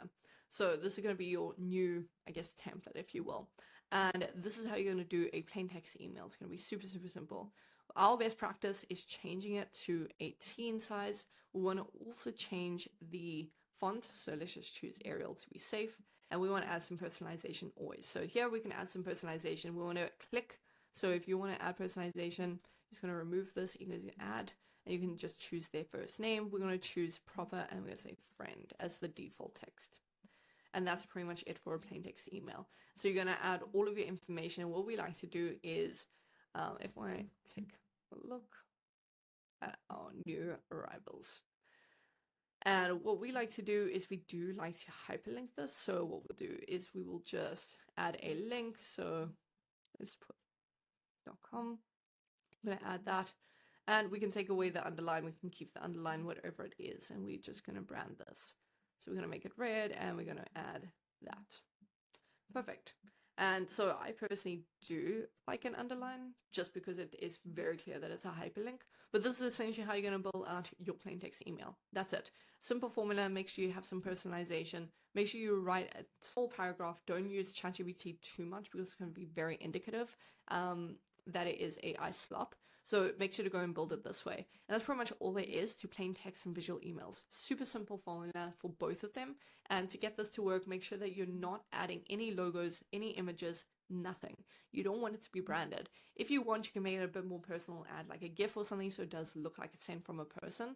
But you always want to do something simple. You always want your intro in this section. And then most importantly, you want to sign off. And here's where you'll create your alias. Tim RB. And that's it. So that's all you want to do is you just want to add some personalization. You want to do something where it does not seem AI slop. It doesn't seem salesy. You just want to make it personal. So we always follow an intro that is personalized. Then we add our body copy. Then we'll do a hyperlink, and then we'll do a sign off that is personal. And that's pretty much it. So that's essentially how exactly to build out campaigns. It's the only thing you need to know about building campaigns. Everything else is just noise. Go watch the other videos on how to actually visually build campaigns in Figma. But aside from that, you have everything that you need. Segmentation is arguably going to be the difference between making hundreds of thousands of dollars and losing hundreds of thousands of dollars. This is going to be helpful regardless of whether you have 100,000 people on your list or 1,000 people on your list. I'm going to make it super clear on exactly what segments you should be using because too many people are diluting this and losing so much money just by sending the wrong strategic segments. So within this video, I'm going to walk you through exactly who to send to, why those segments are important, and the strategies to use with those segments. So let's jump into the back end. All right, so I have broken down exactly what segments to build out, and these are there now, and I'm going to go into the Klaviyo backend and build them out with you. So don't worry about the definitions just yet, but these are them. So purchased only once, repeat purchases, purchased at least once over all time, engaged 120 days, which most people have, engaged 120 days, no purchase, purchased at least once and has not purchased in the last 90 days. So that's a win back segment. And then people who have abandoned the cart or the checkout and have not converted. Now, there's a few things that all of these segments tell us and the reason why they're so important. And the main thing about this is the fact that the people that have only purchased once, this is what it shows us. It indicates that there's a weak post-purchase flow. So generally, when people have only ever purchased once, it's rarely a price issue. If it is, that's something you need to figure out. And obviously that is something that you'll have to do a bit of testing on. But most times, 90% of the time, the reason why people do not purchase again is because number one, they didn't have an incredible experience. And number two, which is most common, especially with wellness brands, is that they did not know how to use the product correctly to get the most out of it. I have this personally in most products that I purchase. You get a little bit of, buyer's remorse afterwards. You don't want to be wrong about your purchase. And so you start doubting, okay, is this actually going to work? Does it do what it says it will do? And the best way to prevent this is to make sure you have a really strong post-purchase flow. I have another video about this that I'll link somewhere, but go and watch that video on how to build an effective post-purchase flow. Now, people that have only purchased once, there's nothing wrong, but there is a symptom. There's a showcase that there are symptoms of things that are wrong. And so the weak post-purchase flow is the first thing. The next thing that you could be doing with this list, though, is you should be hitting them with deals and incentives. They're the hottest lead that you're going to have, and you've already spent to acquire these customers. So this is your priority list. These people have spent with you at least once, and so you need to make sure to focus on this list with your campaigns and build strategy around them. Usually what you should be doing is hit them with deals, and I'll come to that shortly. Next up, we have repeat purchases. These are people that have purchased at least twice or more times. And the best part about this list is these are obviously your loyal customers.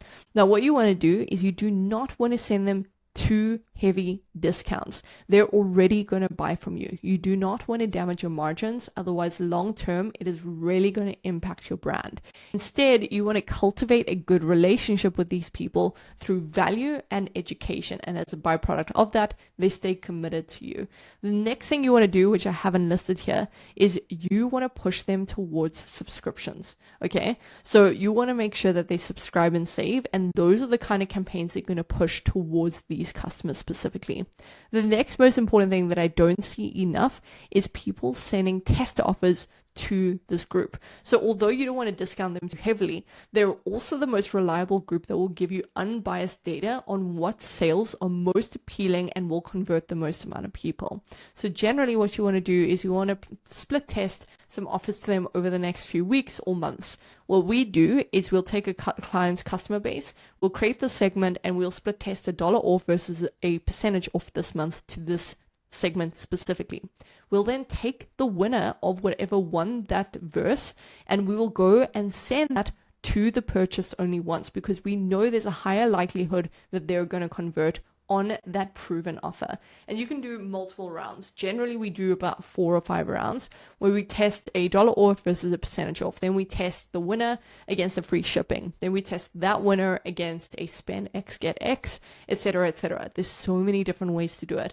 But this is the most effective group that you should be split testing offers to, but also making sure you're not discounting your brand heavily. This should be an intentional group of reach out.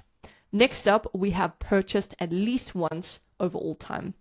Now, the reason we do this is because this list is just generally a combination of these two, and figuring out what the combined number is and making sure to hit them with promos and plain text emails is really important.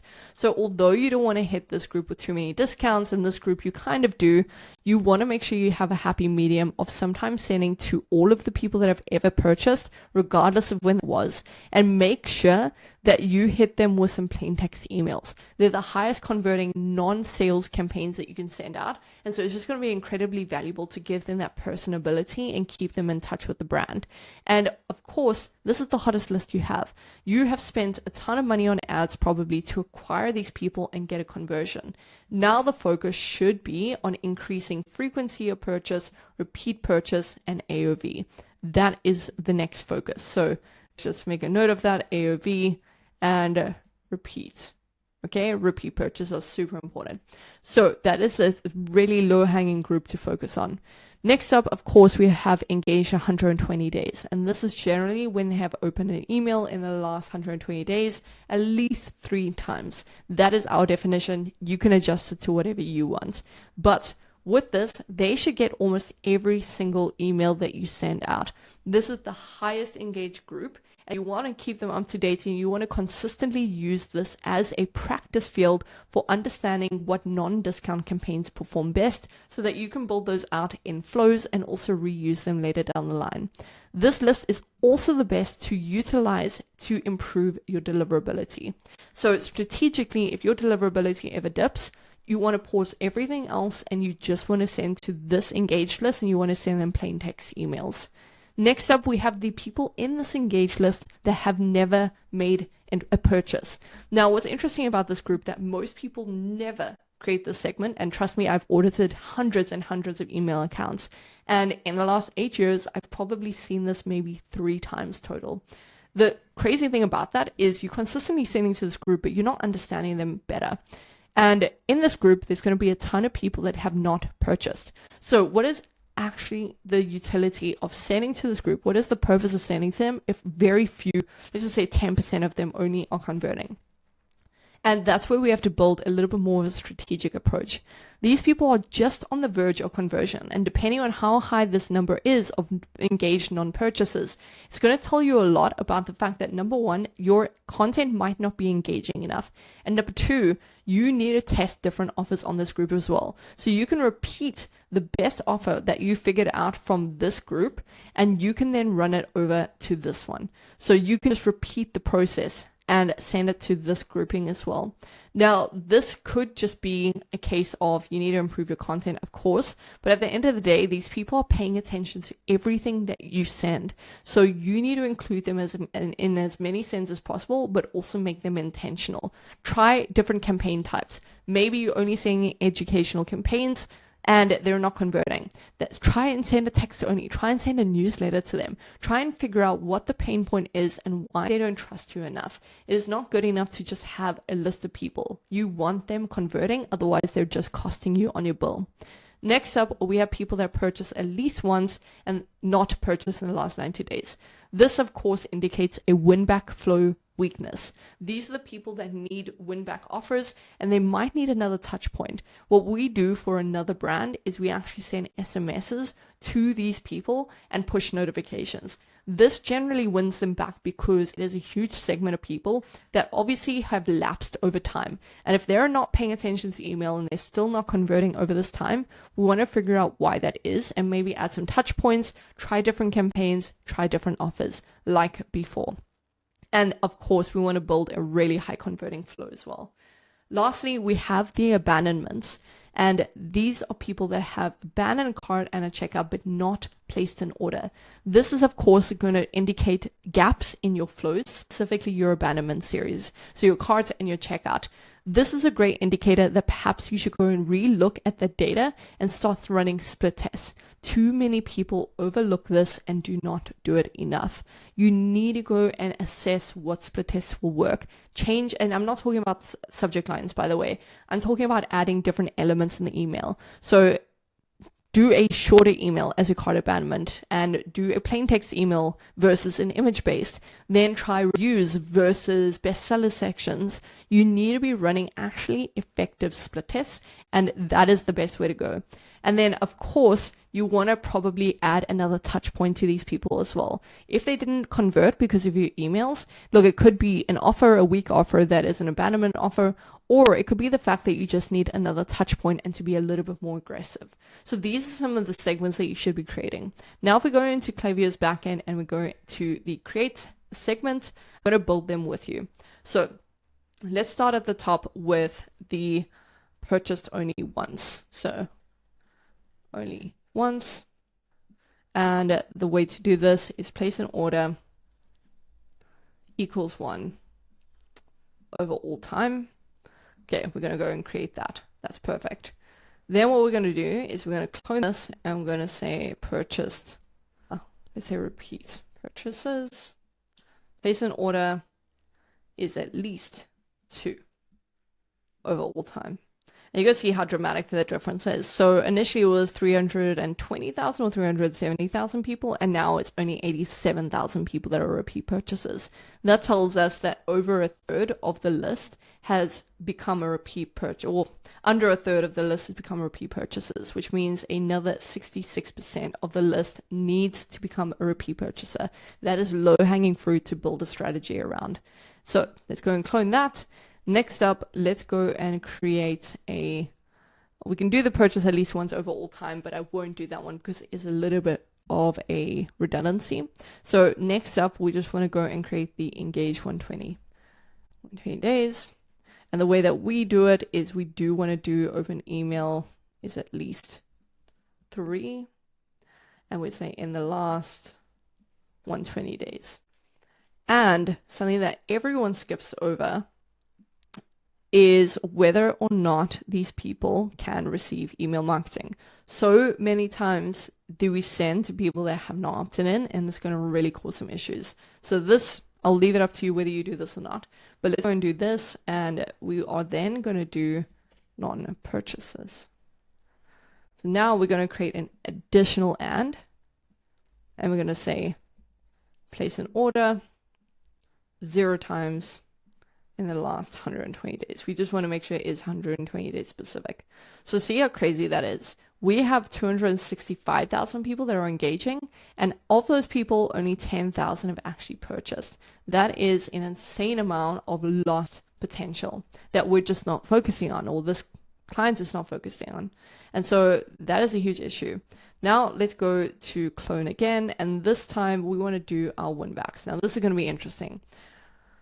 Purchase at least once, or let's just say, let's name it a win back. Okay, we're going to name this win back. We're going to say, we're just going to delete all of these. I'm going to say place an order at least once over all time, and then and place an order 0 times in the last 90 days. And if we really want to be fair to ourselves, we can do obviously place an order at least once in the last, let's just say 180 days. And these are now the win backs, right? So this is much smaller if you just do in the last 180 days, or let's just do 365, so in the last year. So we can go ahead and do that, and these are the win back opportunities that are way higher intended that we should be focusing on a lot more. And then the last one is abandonments. Now this is going to tell us a lot, and I'm sure you will be curious about this as well. Okay, abandonments, no purchase. Let's go ahead and do that. And we're going to say add to cart at least once. Again, let's just be fair and say in the last 180 days. Or what someone has done, checkout started at least once in the last 180 days. And is the most important part to add here, place an order 0 times in the last 180 days. Now, there's 13,600 people that have taken that final step of almost entering in their information, but they have not converted. That tells me we should continuously hit these people with more strategic offers, keep reminding them, and maybe give them some espresso shot deals. So this is a group of people that we can easily send, hey, a while back, you actually added something to your cart. We noticed since then, you just haven't paid attention. It's fair enough. So instead, we're kind of doing a blatant and, transparent bribe to try and get you back. This is our highest deal for the next 3 hours only. That's what an espresso shot deal is. It's where you immediately give them a short deal that they have to take action, and it increases urgency. Now, these are pretty much the only segments that you need. The issue is so many brands dilute their segmentation by adding too many. They're trying to segment by category. They're trying to segment by whether they purchase this product or that product. It is worth it at some point, but the higher level strategy actually needs to be way broader. We've noticed that when we send to super segmented people, yes, click rates go up, but you're sacrificing revenue. Click rates do not equate to revenue. And if you're hyper segmenting, that's all you're optimizing for is clicks. And that's just a vanity number. That is not the focus. What you really want to be optimizing for is revenue. And of course, for some of the lists, so for example, one important list is pushing these people towards the subscriptions. So that's where you maybe want to get a bit more diluted, and you want to create a list of people that are actually subscribed to your product base that have paused their subscriptions. That's a whole different ballgame. But for now, just to be super simple, you want these. Now, as an additional, like I said, the current backend that I'm in doesn't have subscriptions. But if you were to run subscriptions, what you want is people that are currently subscribed, and then you want a list of people that paused, delayed subscription,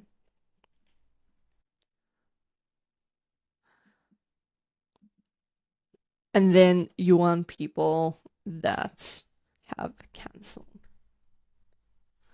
And then to these people, you obviously want to send renewal ones. This one, you want to make sure that they have a more incentivized offer. And you also want to relook at what offers are currently on the website that makes it a no-brainer to cancel, because so many brands are not doing that.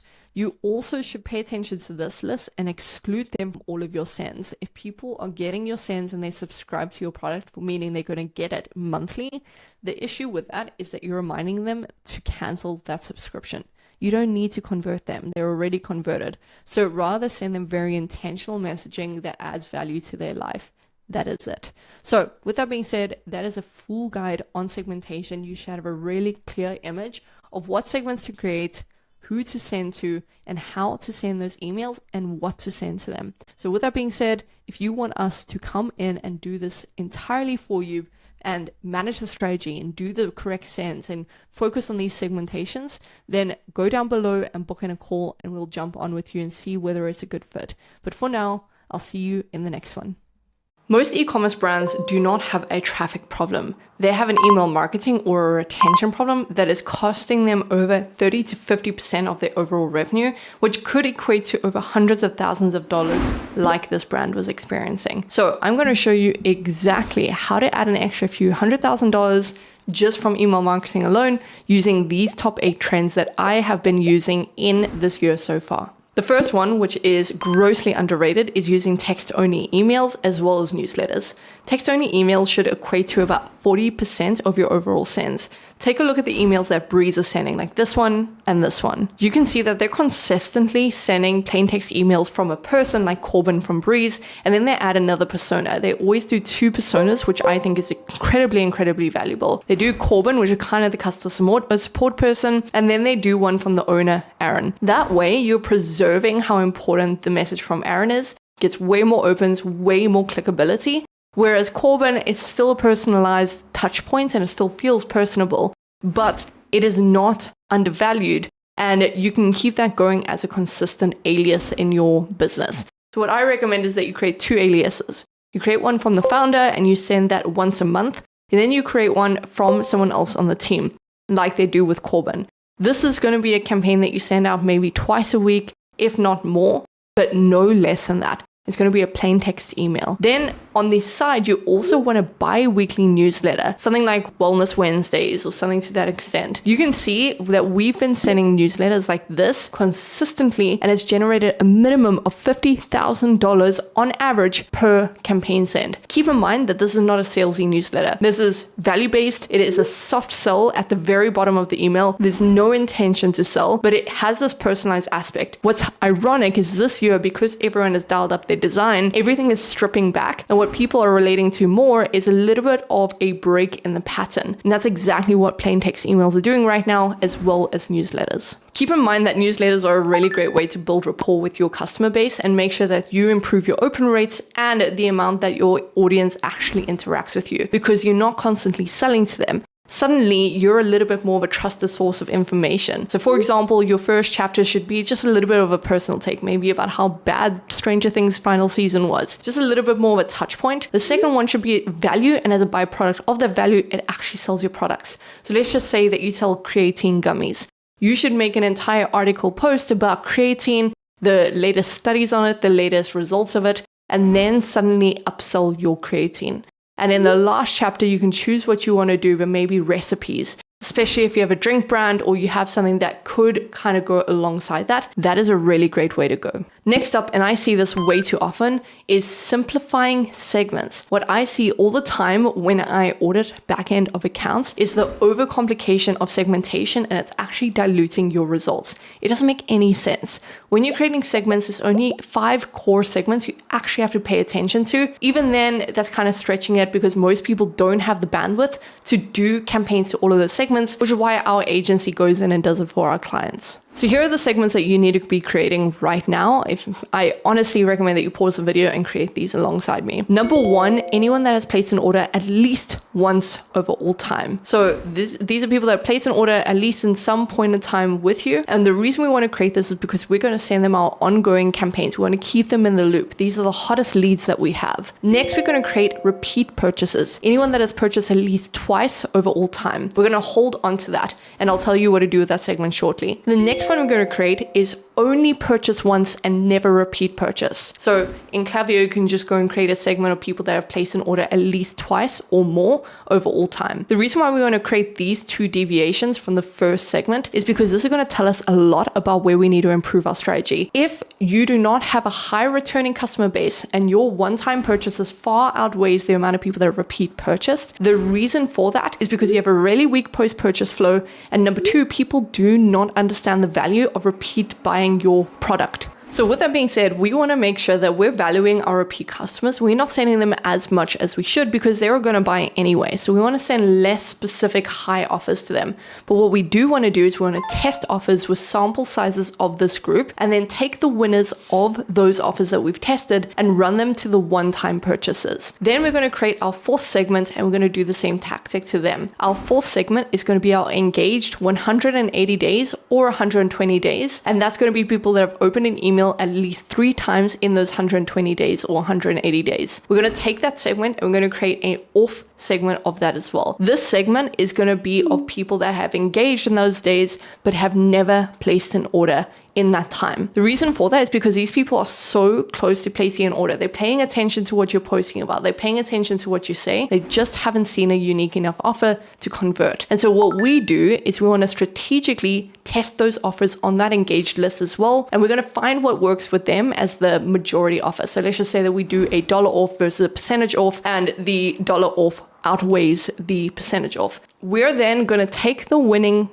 offer and we're going to send that into our flows. So whether that be their checkout abandonment, the cart abandonment, or the win back flow, we want to incorporate that specific offer in those because we know it's the most likely to convert non-buyers. Now, obviously you can go and create some other segments, so I'll just throw out some important ones out there, but for the most part, those are the main ones you need. Obviously, create a segment of anyone that has subscribed to your product or gets subscriptions. That's an important segment if you do have a subscription program. The other one is win back opportunities, so people that have placed an order at least once but haven't never placed an order in the last, let's just say 90 days as a fair amount of time. And then you can go and create sub-segments of that. But for the most part, you don't want to categorize based on what category of product they purchase, unless it's very specific to, they've completely different audiences, but that is a story for another day. Now, moving on, the next most important thing this year is an evergreen flow. Now, the issue with most email marketing strategies is that people keep trying to reinvent the wheel and they're trying to oversend campaigns. It does not work anymore.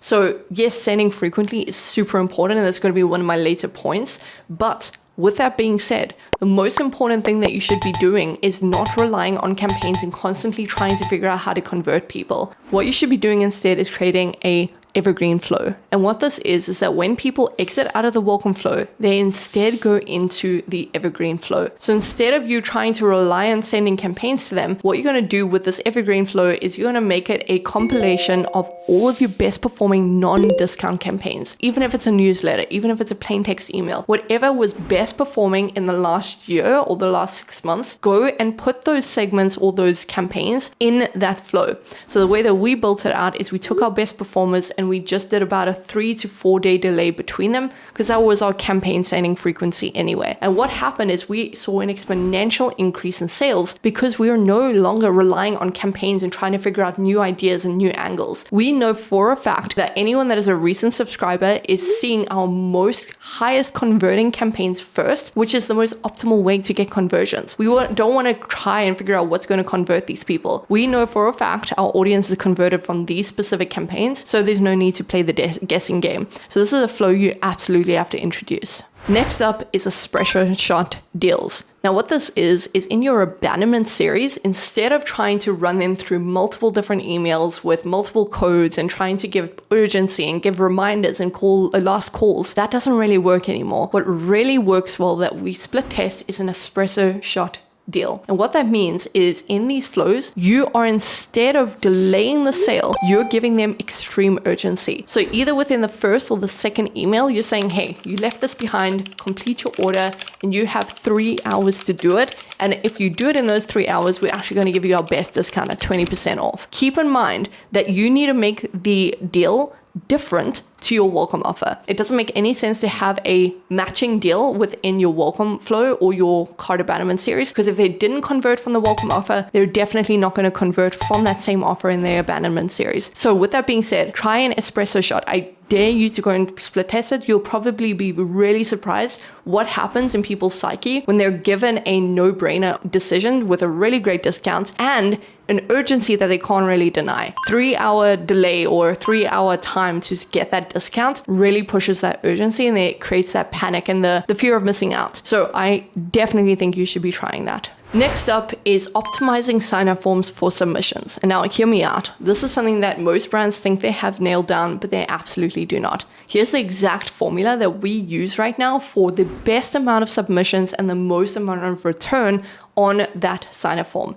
Number one is making it a mystery discount. You can figure out a way to do this that's not tacky or, diminishing to the brand, but the best way to do it is make sure that they don't know what discount they're getting off of the bat. The reason is because they're going to get a preconceived idea of pricing and the brand, and anything that is slightly priced higher than that, they're not going to accept. So you're almost damaging your brand off the bat because they're going to consistently rely on that deal. Whereas if you unlock that deal, the urgency is going to be way higher. They're going to feel like they earned that deal, and they're going to pay attention to emails and learn to pay attention to emails. So we generally do a mystery discount, and what that looks like is we'll have something saying, hey, you give us your email and we will unlock the best discount possible for you. And so we're not saying, hey, it's a mystery or whatever the case is. We're then going to get their email because we're optimizing for capturing their information. And keep in mind that we're only asking for the email. We're not asking for SMS. We're not asking for a phone number. Step number one is either choosing a pain point to unlock the discount or just asking for the email off the bat. Again, we want to optimize for getting their emails so that we can retarget them later on. So we're doing that, and then obviously what we're doing in the second step is we're making it optional to go and either choose a pain point or to fill in their phone number. The important point is that it's optional. Do not force your customers to fill in a phone number. We want to make sure we can at least capture their information off the rip. So once we have that, then we're going to reveal the discount that they've unlocked in the welcome flow. And in that first email, we're going to make it very clear again that they've just unlocked our best offer, that they're pretty lucky to get that because we don't generally offer that. And so it's going to build again that FOMO that I was talking about earlier. That is the best, most optimized sign-up form layout that you can possibly build.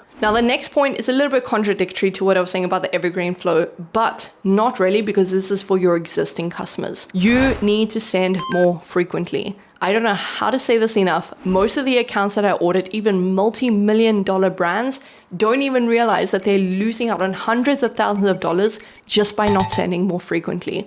And trust me, all I hear, and I'm sure you're saying it yourself, this is BS because people get tired and they get irritated and they're tired of hearing from us. That is not true. Obviously, if you feel like your audience is tired from hearing from you, it means that you're not sending good enough campaigns. That's just how it is. Because you have to remember that Nancy is not going to remember that you sent her a campaign yesterday or the day before. She's getting hundreds of other emails. But if you're making it interesting enough, it's not going to be an issue for her to get your emails. Make them interesting enough to read. Make sure that every time she opens her email, it's worth her time and it's interesting to look at. And if you're not going to do that, then at least segment her out. But either way, you should probably be sending as frequently as possible. So ideally 4 to 5 times per week minimum. And that's what all the top brands are doing. So there's a reason for it. It's a formula that works. You're consistently hitting them with plain text and visual relays so that you're not continuously, overboarding them with emails. It always looks different and you're always trying to provide value. But frequency is so important,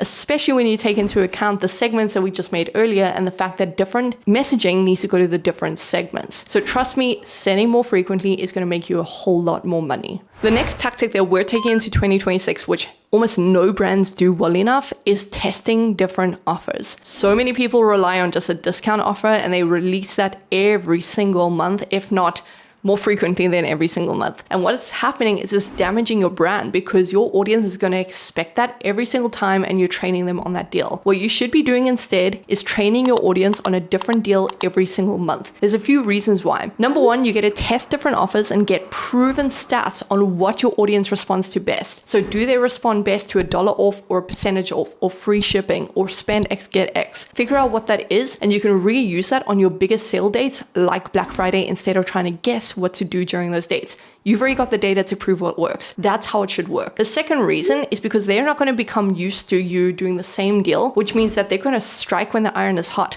So when you do a deal that seems appealing to them, they're going to know that it's very rarely that you repeat that exact same deal, and they're going to place action on that deal. So trust me, it is going to save you a lot of margin, and it's going to make sure that you actually do sales that get a lot of traction and conversion. So here are some things that I would recommend for you if I were in your shoes. Number one, test a percentage off versus $1 off. Take the winner and test it against free shipping.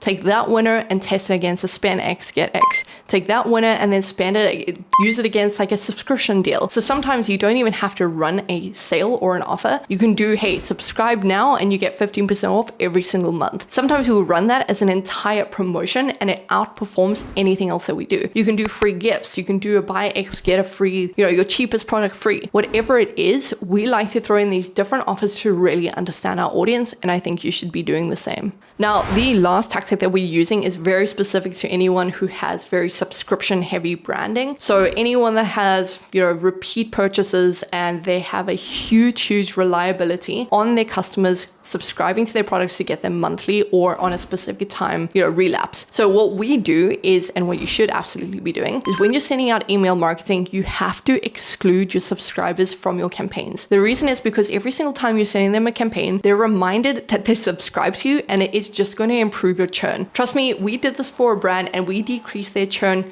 massively just by excluding them from sends and sending them very specific emails within a flow. This way it was way more targeted and they weren't getting these redundant messages, and they weren't reminded that, hey, I'm subscribed to this brand. Actually, do I want to be subscribed? Think about when you get a message from whoever it is. Maybe it's your internet provider or your cell provider, or maybe just a Netflix. If Netflix was sending you emails every single day, every time you read that email, you're probably thinking, is this something I want to be subscribed to? Maybe the smaller subscriptions you have, you also think the same thing. So instead, we want to exclude them from there, and we want to send them very catered to messaging. So instead, we want to send them upsells and cross-sells. We want to make sure that we create a segment of anyone that has delayed or canceled their subscription, and we want to send them new emails about new deals, new loyalty that comes with subscription, whatever it is. That's the way that we want to handle our subscription program. So with that, it kind of concludes the top 8 tactics that we're taking into 2026 that have already generated hundreds, if not millions of dollars already for our clients. And I absolutely recommend you take them into your brand as well. With that, if you're a brand and you're looking for an agency to come in and handle all of this uptake, because I know it is a lot, then go down below, book in a call with my team, and we'd be happy to help you out. With that being said, I'll see you in the next one.